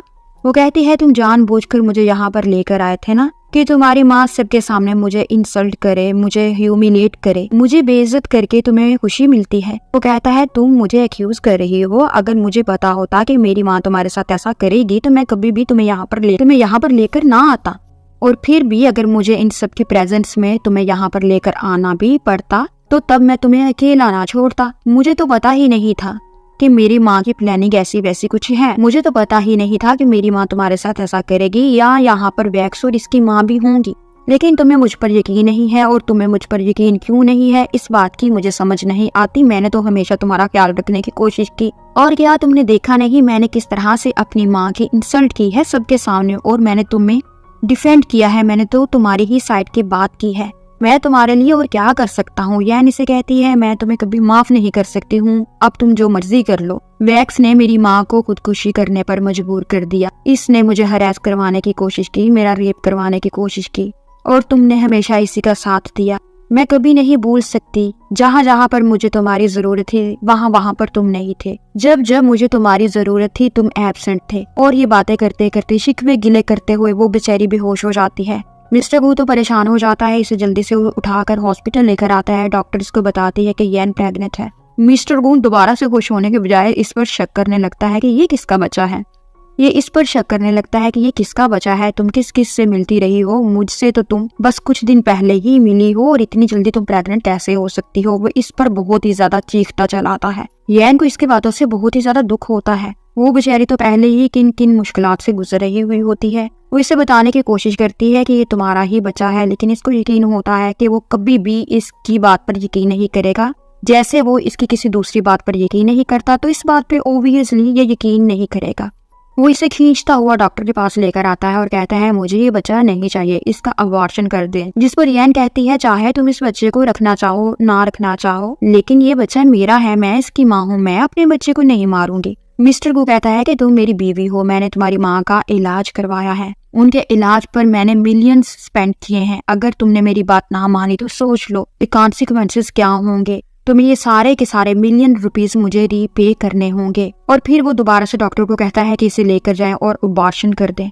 नर्स इसे बेड पर लिटा देती है। अबॉर्शन का प्रोसीजर शुरू ही होने वाला होता है कि यैन डॉक्टर से रिक्वेस्ट करती है कि प्लीज आप मेरी हेल्प करें, मैं अपने बच्चे को नहीं मारना चाहती हूँ, मैं इसे रखना चाहती हूँ, प्लीज मेरा इस दुनिया में इस बच्चे के अलावा कोई नहीं है और प्लीज मुझसे मेरा बच्चा ना छीनो। जिस पर डॉक्टर कहती है कि ठीक है और डॉक्टर ये बात मिस्टर गू को आकर बता देती है कि यैन अबॉर्शन नहीं करवाना चाहती और जिसके बदले में उसने बोला है कि वो आपके सारे के सारे पैसे आहिस्ता आहिस्ता करके लौटा देगी। मिस्टर गू कहता है इसकी इतनी जुर्रत, ठीक है अब ऐसा ही होगा, अब ये मेरे सारे पैसे वापस कर दे और मैं आहिस्ता आहिस्ता इससे पैसे वापस नहीं लूंगा, मुझे एकदम से सारे पैसे चाहिए। और फिर वो वैक्स को कॉल करके कहता है कि यैन का सामान घर से बाहर फेंक दो। और यहाँ पर हम देखते हैं यैन घर वापस आती है तो वैक्स इसका सामान बड़ी खुशी खुशी पैक करके बाहर फेंक रही होती है। वो इसे बताती है कि देखा आज मेरा मिशन पूरा हो गया, मैं काफी अरसे से तुम्हें समझाने की कोशिश कर रही थी ना कि तुम इस घर से खुद ही चले जाओ, लेकिन हर बार तू मुझे ये कहती थी कि मैं तो जाना चाहती हूँ लेकिन मिस्टर गू मुझे नहीं जाने देता। तो देखो आज मिस्टर गू ने ही मुझे बोला है कि मैं तुम्हारा सामान पैक करके घर से बाहर फेंक दूं और तुम्हें घर से बाहर निकाल दूं। जिस पर यैन कहती है ये तो बड़ी अच्छी बात है, मैं तो खुद यही चाहती थी कि मैं यहाँ से चले जाऊं और सुकून से जिंदगी गुजारूं और वो ही मुझे नहीं जाने देता था। खैर मुझे सफाइयां देने की जरूरत नहीं है, एक्सप्लेनेशन देने की जरूरत नहीं है। अब एटलीस्ट मैं अपने बच्चे को अपनी मर्जी से ग्रो कर सकती हूँ, पाल सकती हूँ। जिस पर वैक्स कहती है कि तुम तो हो ही बिच, जैसे तुम्हारी माँ थी वैसे ही तुम हो। क्या पता ये बच्चा किसका है तुम्हारे पेट में, और इस नाजायज बच्चे के साथ तो तुम इस घर में बिल्कुल भी नहीं रह सकती हो। यैन कहती है तुमने मेरी माँ के बारे में क्या बकवास की है, जरा फिर से बोलो। और इसे फिर से पीटने लगती है। तभी वहाँ पर मिस्टर गो आ जाता है और इसे बुरा भला बोलना शुरू कर देता है और वैक्स को छुड़ाकर कहता है कि दफा हो जाओ यहाँ से, अब तुम्हारा यहाँ पर रहने का कोई हक नहीं। तुम यही तो चाहती थी ना मैं तुम्हारी जान छोड़ दूं, और आज तुम आजाद हो, मैं तुम्हें आजाद करता हूँ। चले जाओ यहाँ से, जहाँ पर भी जाना चाहती हो, दोबारा मुझे अपनी शक्ल ना दिखाना। वो कहती है मैं जाने से पहले बस ये कहना चाहती हूँ कि मैं तुम्हारे जैसे इंसान से बहुत ही ज्यादा नफरत करती हूँ। तुमने जो जो मेरे साथ किया है मैं कभी नहीं भूलूंगी। तुम्हारी वजह से मुझे जिन जिन हालातों से गुजरना पड़ा है मेरी बद्दुआ है तुम भी इन सारी चीजों से गुजरो। वो इसकी बातों पर हाइपर होकर इससे एक जोरदार थप्पड़ मार देता है और कहता है मैंने तुमसे कहा था ना कि मुझसे कभी बदतमीजी ना करना, लेकिन तुम बाज नहीं आती और मुझे अब तुम बदवा भी दे रही हो। दफा हो जाओ यहाँ से, अब तुम्हारा रिश्ता सिर्फ और सिर्फ इस बच्चे के साथ है जो पता नहीं किसका है। जाओ यहाँ से, जाओ अब इस बच्चे के बाप के पास ही, वो ही अब तुम्हें रखेगा। मिस्टर गोंग को यून की इंसल्ट करते हुए देख के वैक्स के दिल को तो ठंड सी पड़ जाती है। फिर ये दोनों अंदर चले जाते हैं और बेचारी यौन दुखी दिल के साथ अपना सामान उठाती है और सोचती है कि अब मैं कहाँ जाऊंगी, मेरे पास तो रहने के लिए कोई ठिकाना भी नहीं। और यहाँ पर हम देखते हैं वैक्स हॉस्पिटल में अपने चेकअप के लिए अपॉइंटमेंट बुक करवाती है और मिस्टर गू को बताती है कि जल्दी चलें, डॉक्टर हमारा वेट कर रहा है। मिस्टर गू बहुत ही परेशान से दिखाई दे रहा होता है। वो तो इसकी बात को अनसुना कर देता है क्योंकि इसके ज़हन में सिर्फ और सिर्फ एक ही बात चल रही हुई होती है कि इसने यैन को जाने का बोल दिया है और इसका दिल तो यैन के साथ कनेक्टेड हो चुका है। ये इससे मोहब्बत करता है, इसलिए ये अपने आप को बड़ा रेस्टलेस और डिस्टर्ब सा फील कर रहा होता है। वो वैक्स की बात का जवाब दिए बिना ही बाहर की तरफ दौड़ता है और यैन को जाता देखकर इसकी आंखों में आंसू होते हैं और इसकी ख्वाहिश होती है कि ये इसको रोक ले, लेकिन इसके बावजूद भी वो चुप ही रहता है। यैन यहाँ से चले जाती है और अगले सीन में हम देखते हैं वैक्स डॉक्टर से चेकअप करवाने आती है और डॉक्टर से कहती है कि इस प्रेगनेंसी रिपोर्ट में लास्ट मंथ की डेट लिखो ताकि मिस्टर गू को पता चले कि मैं अभी पिछले महीने ही प्रेग्नेंट हुई हूँ। असल में वैक्स प्रेग्नेंट तो है लेकिन ये बच्चा मिस्टर गू का नहीं होता, ये इसके एक कजन का होता है जिसके साथ इसका अफेयर है। और इस बच्चे को ये मिस्टर गू का बच्चा बताकर इसकी लाइफ में एंटर होना चाहती है क्योंकि मिस्टर गू एक रिच पर्सनालिटी होती है और इसकी नजर इसके प्रॉपर्टी, इसके पैसे और इसकी दौलत पर होती है जिनको ये बच्चे के थ्रू हथे आना चाहती है। वो ये रिपोर्ट लेकर खुशी खुशी मिस्टर गू के पास आती है और इसको बताती है कि डॉक्टर ने बताया है कि हमारा बच्चा बिल्कुल ठीक है। वो इससे रिपोर्ट लेकर कहता है कि तुम जाओ गाड़ी में बैठो और मैं अभी आता हूँ। फिर वो किसी को कॉल करके कहता है कि मैं तुम्हें एक रिपोर्ट भेजता हूँ, मुझे इस रिपोर्ट की असलियत जाननी है कि ये असली है या फेक है। और यहाँ पर हम देखते हैं एक हैंडसम सा आदमी बाइक पर आता है और ये हमारी यैन से आकर मिलता है। इन दोनों में बहुत ही ज्यादा पुरानी अच्छी दोस्ती होती है। इतने सालों के बाद यैन इससे मिलकर बहुत ही ज्यादा खुश होती है और ये भी यैन से मिलकर बहुत ही ज्यादा खुश होता है। इसका नाम मिस्टर जो है। ये अपनी जॉब के सिलसिले में इससे बात करती है। वो इससे बताता है कि मुझे अभी तक अच्छी तरह से याद है जब एक दफा तुमने मुझे हेल्प आउट किया था, उस वक्त मुझे तुम्हारी हेल्प की कितनी जरूरत थी और तुमने वाकई में मुझे हेल्प भी किया था। पर अगर तब तुम मेरी हेल्प ना करती तो मैं शायद आज इस मुकाम पर हूँ, जिस पोजीशन पर हूँ, वहाँ कभी ना पहुँचता, जिसके लिए मैं तुम्हारा थैंक्स करता हूँ।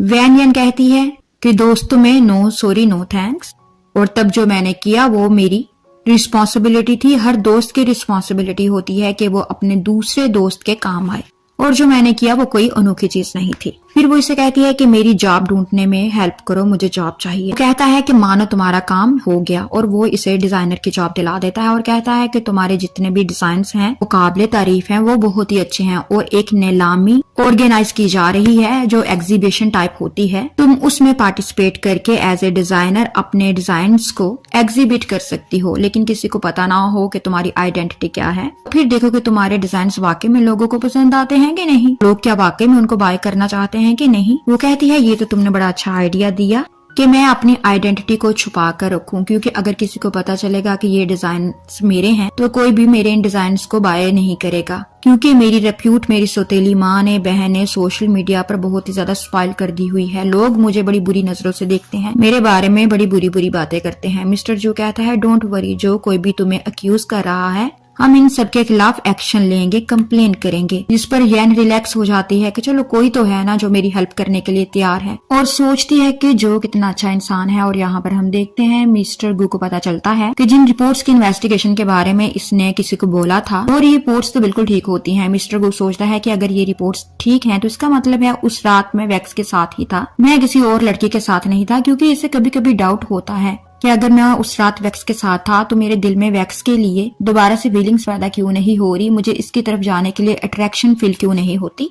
और ये बस इन्हीं डाउट्स को क्लियर करने में लगा हुआ है। इन रिपोर्ट्स के एक्यूरेट साबित हो जाने के बाद इसको यकीन हो जाता है कि ठीक है उस रात मेरे साथ वैक्स ही थी और ये बच्चा मेरा ही है, और अब तो वैक्स मेरे बच्चे को पैदा भी करने वाली है। लेकिन फिर मेरा दिल बार बार क्यों करता है कि मैं येन के पास ही चले जाऊं, ऐसा क्यों है। इतनी देर में इसका सेक्रेटरी इसको बताता है कि आज किसी जगह पर ज्वेलरी डिजाइन की नीलामी यानी एग्जीबिशन लगी हुई है और वहाँ पर येन भी होगी। पहले तो मिस्टर गू वहाँ पर जाने से इनकार कर देता है, लेकिन जैसे ही वो सुनता है कि इसका सेक्रेटरी इसको बताता है कि वहाँ पर यून भी होगी तो ये फौरन से कहता है कि ठीक है मैं अभी जा रहा हूँ वहाँ पर।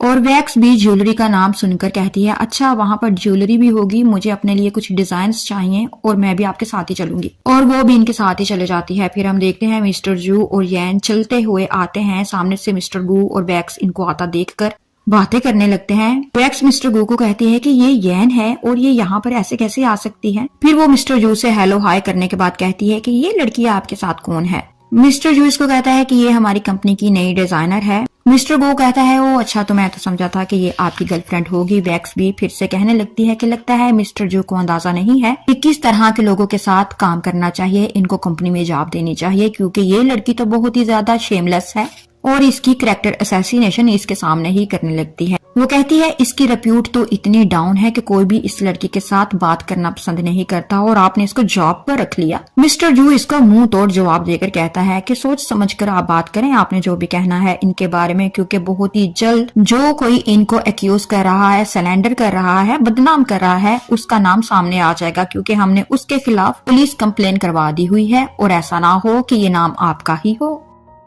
ये बात सुनकर वैक्स के तो तोते ही उड़ जाते हैं, फ्लाइट पकड़ लेते हैं। फिर हम देखते हैं वहाँ पर मिस्टर चू भी आया होता है। मिस्टर चू असल में मिस्टर गू का नेफ्यू होता है। वो किसी जमाने में येन का बॉयफ्रेंड भी था और यहाँ पर येन को मिस्टर जू के साथ देखकर वो सोचता है कि शायद ये इसका नया बॉयफ्रेंड है।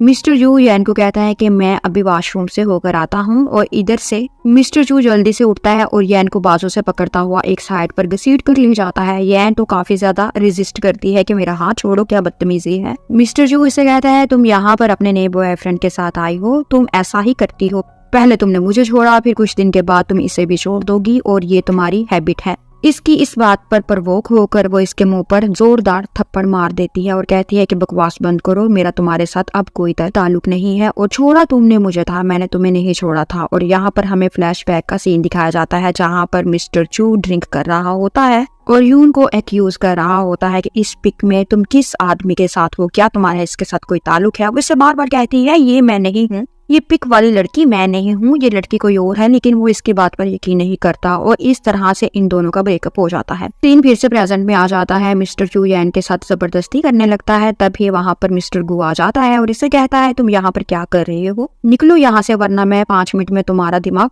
ठीक करके रख दूंगा। और इसके जाने के बाद वो येन को कहता है कि वाह यार तुम तो बहुत ही ज्यादा पहुंची हुई चीज निकली, पहले तुम मेरे नेफ्यू के साथ थी, फिर तुम मेरे साथ थी, अब तुम मिस्टर जो के साथ हो, अब मिस्टर जो के बाद तुम्हारा कौन सा नया शिकार होगा। वैसे एक बात तो है, तुम्हारी चॉइसेस हमेशा रिच लोग ही रहे हैं। इसकी बात पर येन गुस्सा होकर इसे थप्पड़ मारने लगती है। वो इसका हाथ पकड़ लेता है और कहता है तुम्हें किस चीज का लालच है जिसको पूरा करने के लिए तुम इतनी ज्यादा मेहनत कर रही हो, मेरे पास वापस आ जाओ, मैं तुम्हारी हर जरूरत को पूरा करूंगा, तुम जो बोलोगी वही तुम्हें मिलेगा। और वैसे भी तुम तो अभी भी मेरी बीवी हो, हमारी डाइवोर्स अभी नहीं हुई, तो मैं अभी भी तुम पर पूरा पूरा हक रखता हूँ। येन कहती है तुम्हारा हक अब मुझ पर नहीं है, वैक्स पर है। मैं डाइवोर्स के लिए पैसे जमा कर रही हूँ और जितनी जल्दी हो मैं तुम्हें तुम्हारे पैसे पे करके डाइवोर्स तुमसे ले लूंगी। वो कहता है कि पैसों की बात छोड़ो, मैं तो तुम्हें और भी पैसे देने को तैयार हूँ, मुझे पैसे नहीं चाहिए, मुझे तो तुम चाहिए। तुम आज की रात मुझे खुश कर दो क्योंकि मुझे तुम्हारी अब आदत हो गई है। पर हाँ, अपनी औकात में रहो, यही तुम्हारी औकात है। तुम्हें क्या लगता है कि तुम 10 मिलियन पैसे अर्न कर सकती हो? कभी भी नहीं। तुम 100 बार 1000 बार भी खुद को बेचोगी तो इतने पैसे तुम नहीं जमा कर पाओगी।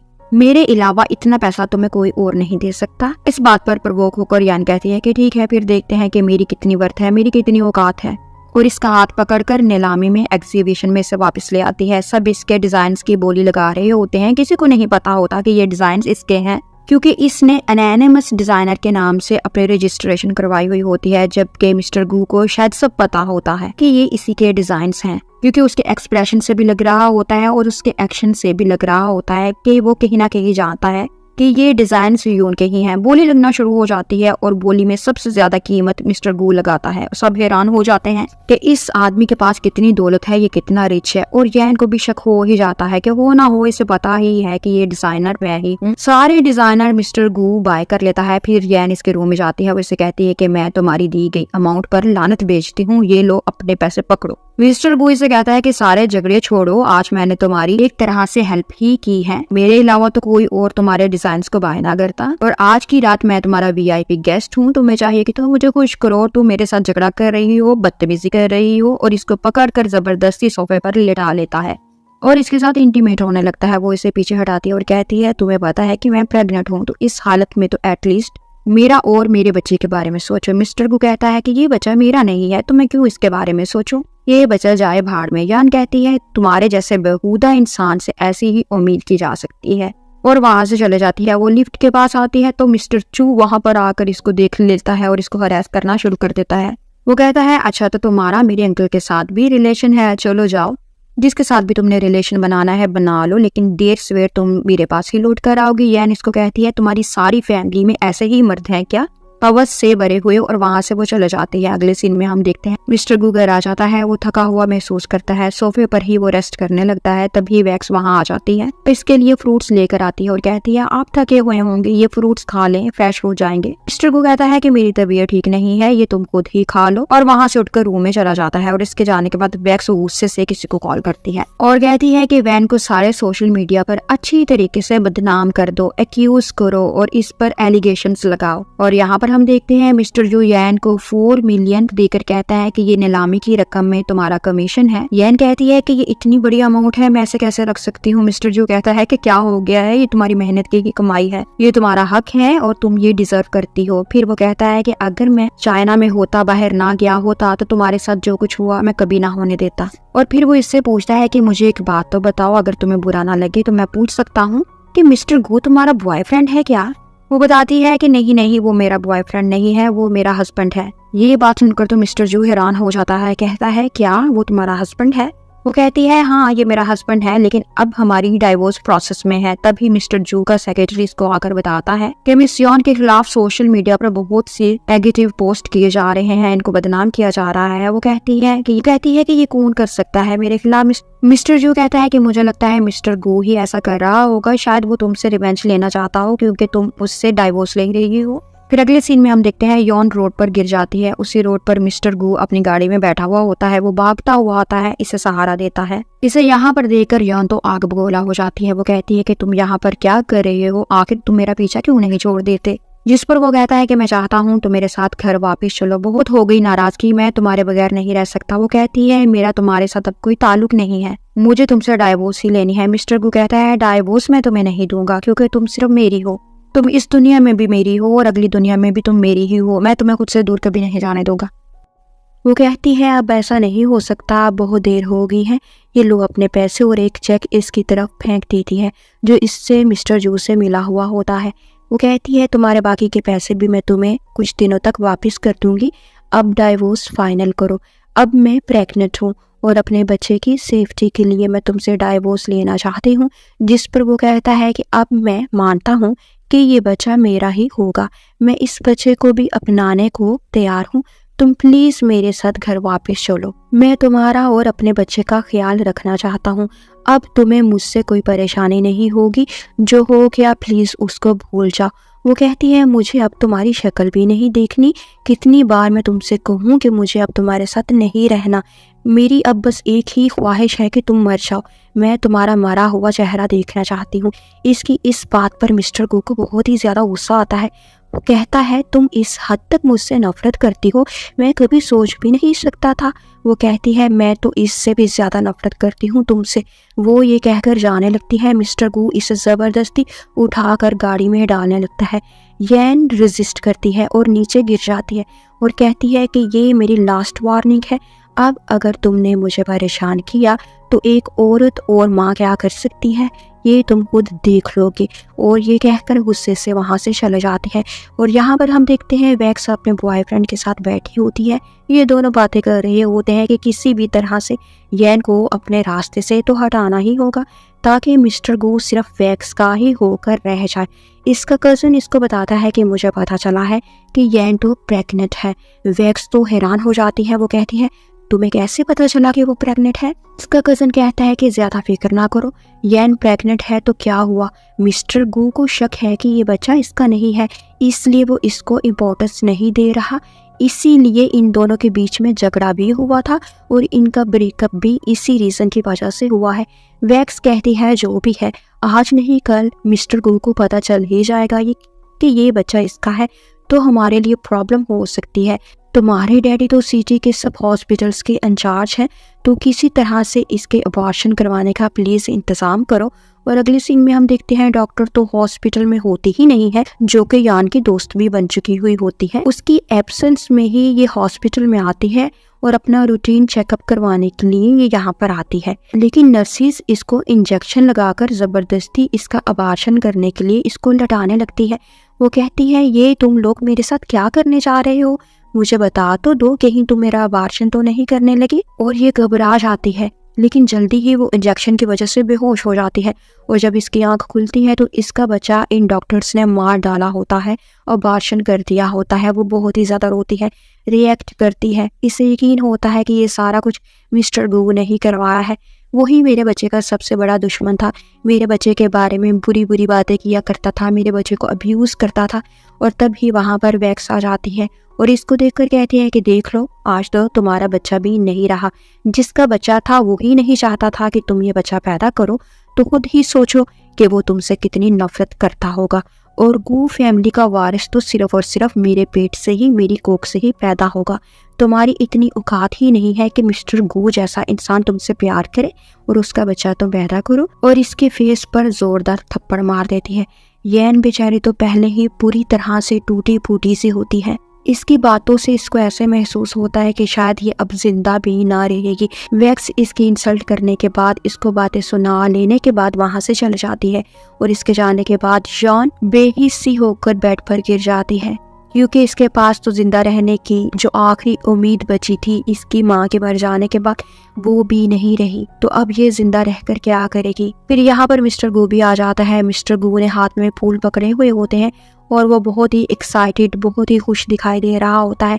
इसे देखकर डॉक्टर इसके पास आकर इसको कहती है कि हमने आपके कहने पर DNA टेस्ट किया है और जो बच्चा मिस वैन के पेट में था वो आपका ही है। और वो इसे अबॉर्शन के बारे में भी बताने ही लगती है। लेकिन मिस्टर गू इसकी पूरी बात सुने बिना ही खुशी खुशी आगे बढ़ जाता है और रूम में आकर वो यैन को ऐसी हालत में देखकर चौंक सा जाता है कि इसे क्या हुआ है। बड़ी सी बड़ी मुश्किल में भी कभी यैन ने इतना हेल्पलेस दिखाई नहीं दिया था जितनी ये अब होती है। वो परेशान सा हो जाता है कि पता नहीं क्या बात होगी जो इसकी ये हालत हो गई है। वो इसे कहता है कि क्या हुआ है, तुम ठीक तो हो ना। वो कहती है चले जाओ यहाँ से। वो कहता है क्या तुम पागल हो गई हो, कभी तो ठीक तरह से बात कर लिया करो मुझसे। ये फूल मैं तुम्हारे लिए लेकर आया था। और फूलों को बेड पर वो गुस्से से फेंक देता है और फिर बेड के नीचे से इसे एक नोट लिखा नजर आता है। वो इसको चेक करता है तो इसे पता चलता है कि इसका तो अबॉर्शन हो गया है। वो कहता है कि क्या तुमने अबॉर्शन करवा लिया, लेकिन क्यों, तुमने ऐसा क्यों किया।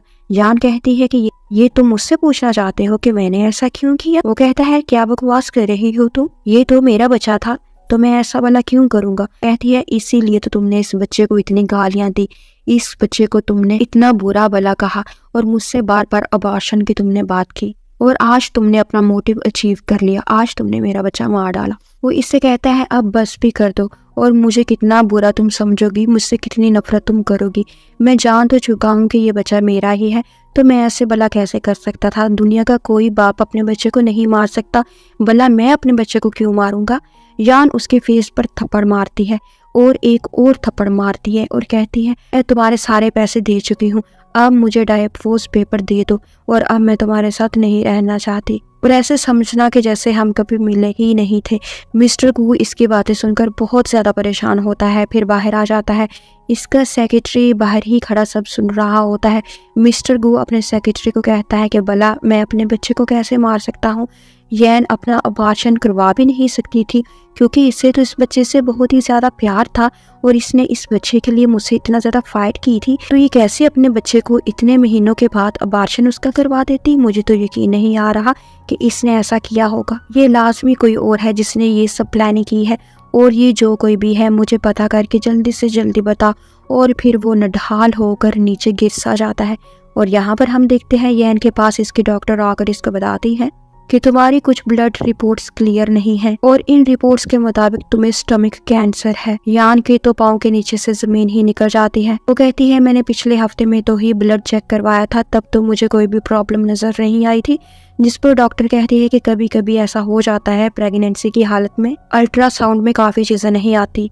यान हिम्मत करके पूछते हैं कि फिर मेरे पास कितना टाइम बाकी है। डॉक्टर इसको बताती है कि ज्यादा से ज्यादा 1 साल, और अगर तुम आज से ही अपना ट्रीटमेंट बाकायदगी से करवाना शुरू कर दोगी तो तुम्हारे सर्वाइवल के भी चांसेस हैं। जिस पर वो कहती है कि ना तो मेरी माँ रही और ना ही मेरा बच्चा रहा, अब मैं जिंदा रहकर क्या करूंगी, मुझे कोई इलाज नहीं करवाना, मेरी जरूरत किसी को भी नहीं है। और फिर वो डॉक्टर से कहती है कि मैं आखिरी दफा मिस्टर गू से मिलना चाहती हूँ, मैं उससे कुछ बातें करना चाहती हूँ। और फिर हम देखते हैं अगले सीन में वो मिस्टर गू के घर चले जाती है। वो इससे कहता है कि तुमने बहुत ही टाइम लगा दिया घर वापिस आने में, मैं कब से तुम्हारा इंतजार कर रहा था। जिस पर वो कहती है, क्यों, कौन सा घर, किसका घर, ये घर तो कभी मेरा था ही नहीं, क्योंकि अगर ये मेरा घर होता तो मुझे यहाँ से ना निकाला जाता, और मैं यहाँ पर सिर्फ ये बात करने आई हूँ कि मेरे साथ मैरिज रजिस्ट्रार के ऑफिस चलो और डाइवोर्स डन करो। वो इसका हाथ पकड़कर जबरदस्ती बेडरूम में ले आता है और इसे बेड पर लिटाकर इसके ऊपर ब्लैंकेट उड़ा देता है और कहता है कि सब तुम्हारी गलतफहमी है, मैं तुम्हें नहीं जाने दूंगा, ना ही मैं तुम्हें डाइवोर्स दूंगा। तुम मेरी हो और मैं चाहता हूँ कि तुम सारी जिंदगी मेरे साथ ही गुजारो, और तुम चाहो ना चाहो लेकिन अब ये हमारी डेस्टिनी है। वो ये कहकर वहां से चला जाता है। यैन को फिर से डॉक्टर की बात याद आती है कि अब तुम्हारे पास बहुत ही थोड़ा सा टाइम बचा है। फिर इसे खांसी आती है और इसके मुंह से ब्लड निकलता है। और अगले सीन में हम देखते हैं वो एक मैगजीन पढ़ रही होती है। वैक्स वहां पर आ जाती है, वो इसको टीज करने लगती है। वो झूठ बोलती है कि मिस्टर गो ने मुझसे पूछकर ही तुम्हें यहाँ पर बुलाया है, और अगर मैं परमिट ना करती तो वो कभी भी तुम्हें यहाँ पर ना बुलाता। वो मुझसे बहुत ही प्यार करता है, मेरी बात को बहुत ही वैल्यू देता है। आखिर मैं इसके बच्चे की माँ जब बनने वाली हूँ तो ऑब्वियसली वो मेरी बात ही तो मानेगा। वो ये कहकर बड़ा अतराने लगती है। यैन इसे कहती है, तुम खुद को जो मर्जी समझ लो, लेकिन मिसेस गू तो मैं ही हूँ। तुम सिर्फ और सिर्फ एक मिस्ट्रेस की पोजीशन रखती हो, तुम इससे ज्यादा कुछ भी नहीं हो। वैक्स को इसकी बात पर बहुत ही ज्यादा गुस्सा आता है। तभी मिस्टर गू भी वहाँ पर आ जाता है। वैक्स मिस्टर गू को कहती है कि हमारे बच्चे ने मेरी टमी में आज पहली दफा मूवमेंट की है, जिस पर मैं बहुत ही ज्यादा खुश हो गई हूँ और मैं जल्दी से तुम्हें बताने के लिए आ गई। जिस पर मिस्टर गू खुश तो होता है लेकिन यैन की तरफ देखते हुए ज्यादा खुशी का इजहार नहीं करता, और यैन भी इन दोनों की तरफ गुस्से से देख रही होती है। फिर मिस्टर गू यैन को कहता है कि जाओ जल्दी से मेरे लिए फ्रूट्स लेकर आओ, मुझे भूख लगी है।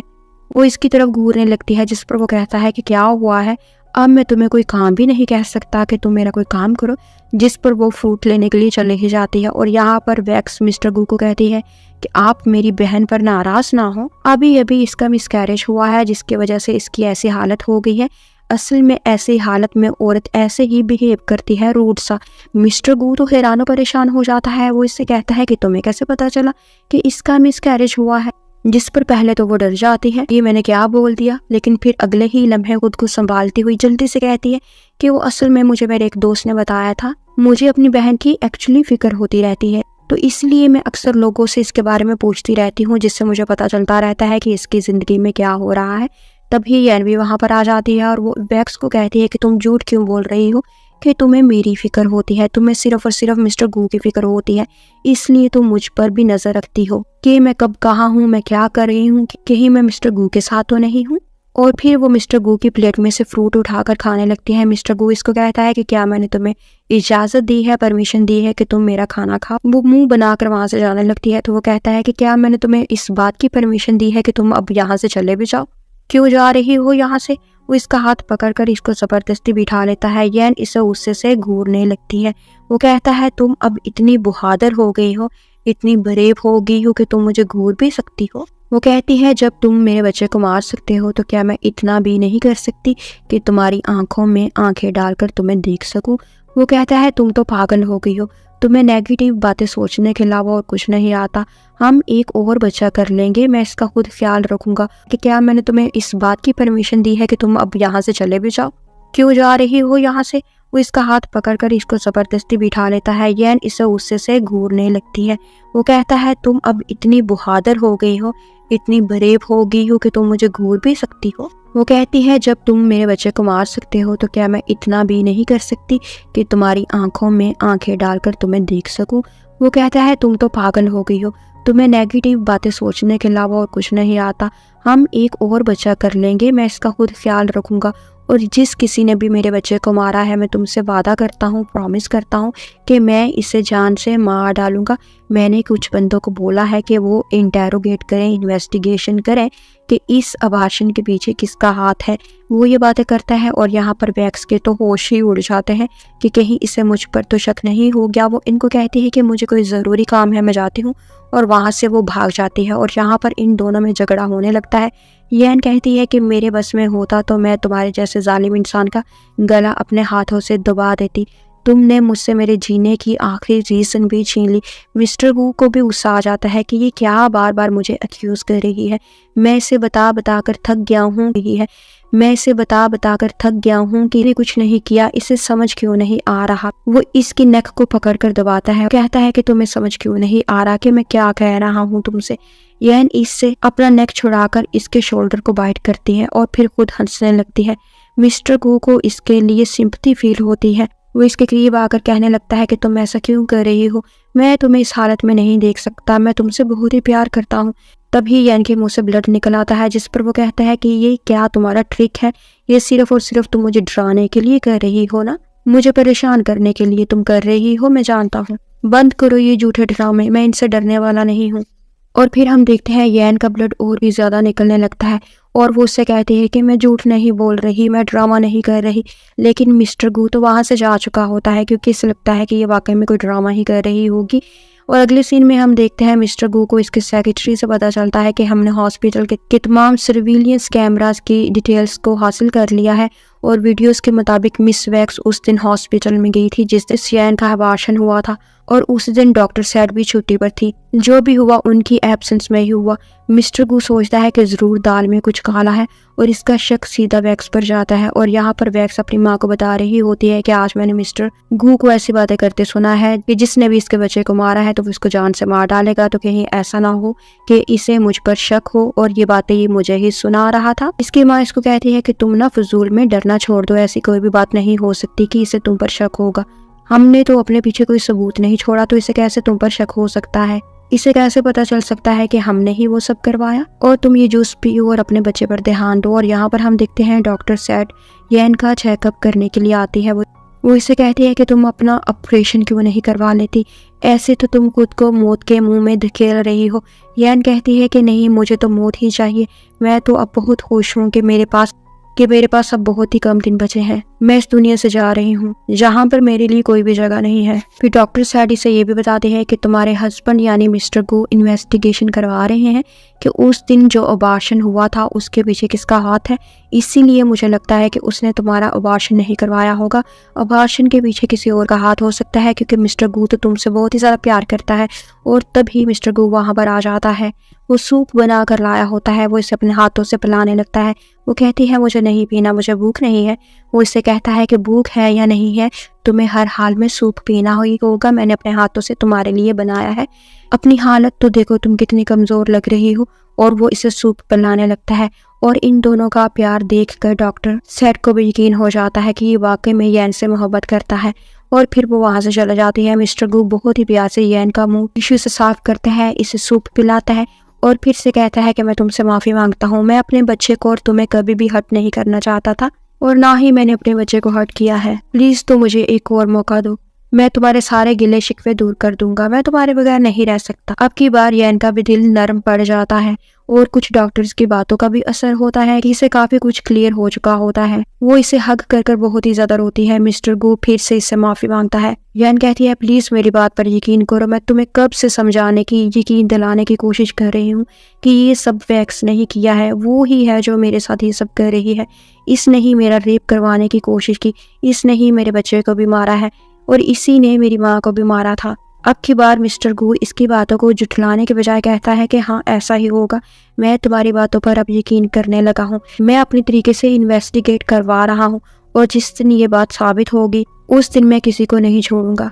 और इस तरह से इन दोनों के दिल एक दूसरे के लिए साफ हो जाते हैं। फिर हम देखते हैं मिस्टर गू को अपने सेक्रेटरी से पता चलता है कि मिस वैक्स को आपकी माँ की तरफ से एक हैवी अमाउंट का चेक ट्रांसफर हुआ है और जिस दिन ये अमाउंट ट्रांसफर हुई थी उसी से अगले दिन मिस यैन का अबार्शन भी हुआ था। मिस्टर गू तो ये सारा कुछ सुनकर परेशान सा हो जाता है और कहता है इसका मतलब है इसमें मेरी माँ भी शामिल हो सकती है।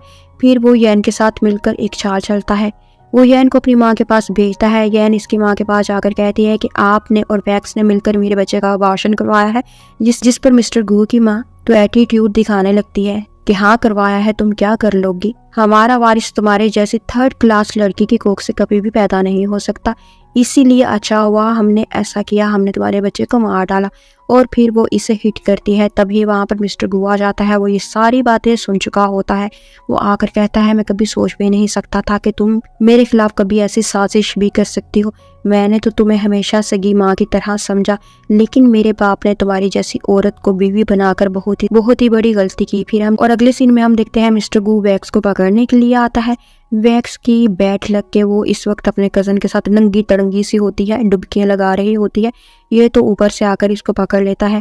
वैक्स की तो हालत ऐसी होती है कि काटो तो हूं नहीं। यैन के साथ इसके कजन की पिटाई करते हुए वो सच उगलवा ही लेता है। इसका कजन बताता है कि मैंने इन माँ बेटी के कहने पर उसका अबॉर्शन अरेंज किया था और मैं वैक्स का बॉयफ्रेंड हूँ। तभी मिस्टर गू के साथ ही वैक्स की माँ को भी लेकर आ जाते हैं। मिस्टर गू इसकी माँ को 7 समंदर पार भेजने की सजा सुना देता है और वैक्स को हॉस्पिटल लेकर आता है ताकि वो इसका डीएनए टेस्ट करवा सके और इससे पता चले कि ये बच्चा किसका है। वो इसको हॉस्पिटल लेकर आता है कि पता चल सके कि बच्चा किसका है। वो इससे पूछता भी है कि क्या तुम अभी भी अपनी बात पर डटी हुई हो कि ये बच्चा मेरा है। वो कहती थी है कि हाँ ये बच्चा तो तुम्हारा ही है। और फिर इसे पता चलता है कि ये बच्चा तो इसका है ही नहीं। वैक्स की तरफ से इससे इतना बड़ा धोखा मिला हुआ होता है। ये हैरान और परेशान हो जाता है कि ये मैंने क्या कर दिया, मैंने वैक्स पर ट्रस्ट करके इस पर बिलीव करके मैंने कितना कुछ गवा दिया। वो इससे कहता है कि आज के बाद मैं तुम्हारी शक्ल कभी देखूंगा भी नहीं, तुम्हारा बॉयफ्रेंड और तुम्हारी माँ को तो मैंने सजा दे दी है, लेकिन मैं तुम्हें इसलिए छोड़ रहा हूँ कि इस वक्त तुम किसी के बच्चे की माँ बनने वाली हो। और फिर वो इससे सारे रिश्ते नाते तोड़कर घर चला जाता है। और अगले सीन में हम देखते हैं मिस्टर गू के ग्रैंडपा की बर्थडे होती है। वहाँ पर मिस्टर गू सबके सामने योन को अपनी बीवी कहकर इंट्रोड्यूस करवाता है। इस बात पर यैन के साथ साथ सभी हैरान परेशान हो जाते हैं। वहाँ पर मिस्टर गू का नेफ्यू भी होता है और मिस्टर जो भी होते हैं। वो वॉशरूम आती है तो मिस्टर गू का नेफ्यू भी पीछे आ जाता है। वो इससे दोबारा से बदतमीजी करने लगता है और रेप करने की कोशिश करता है।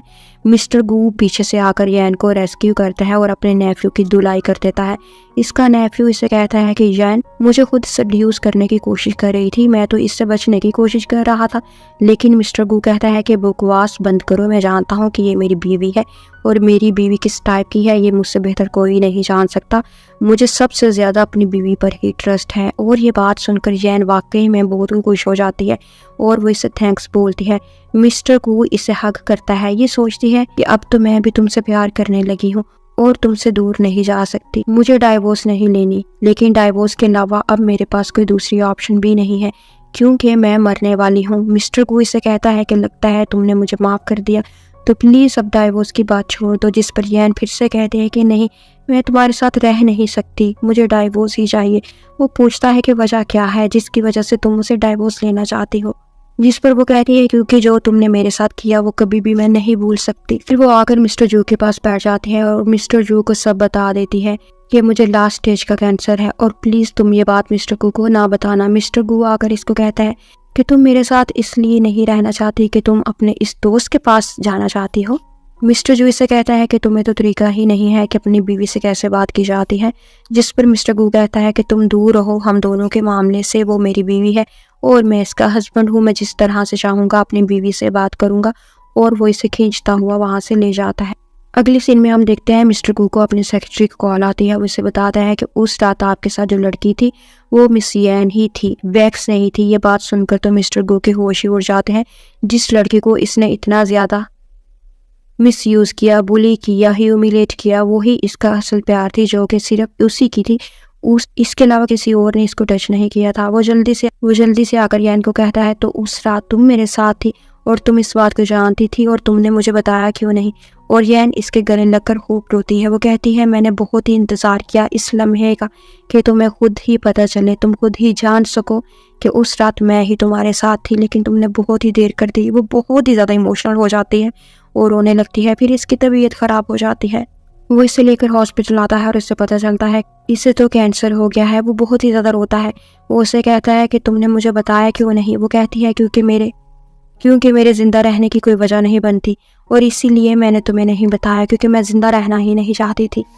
मिस्टर गू कहता है कि मैं तुम्हें मरने नहीं दूंगा, मैं तुम्हें बेहतरीन डॉक्टर्स के पास लेकर जाऊंगा। लेकिन वो कहती है कि अब बहुत देर हो गई है, मुझे डाइवोर्स दे दो ताकि मैं अपनी ज़िंदगी में ही तुम्हें आज़ाद करके जाऊं। वो कहता है कि तुम इस हालत में भी मुझे डाइवोर्स के लिए फोर्स कर रही हो, और वो रोने लगता है।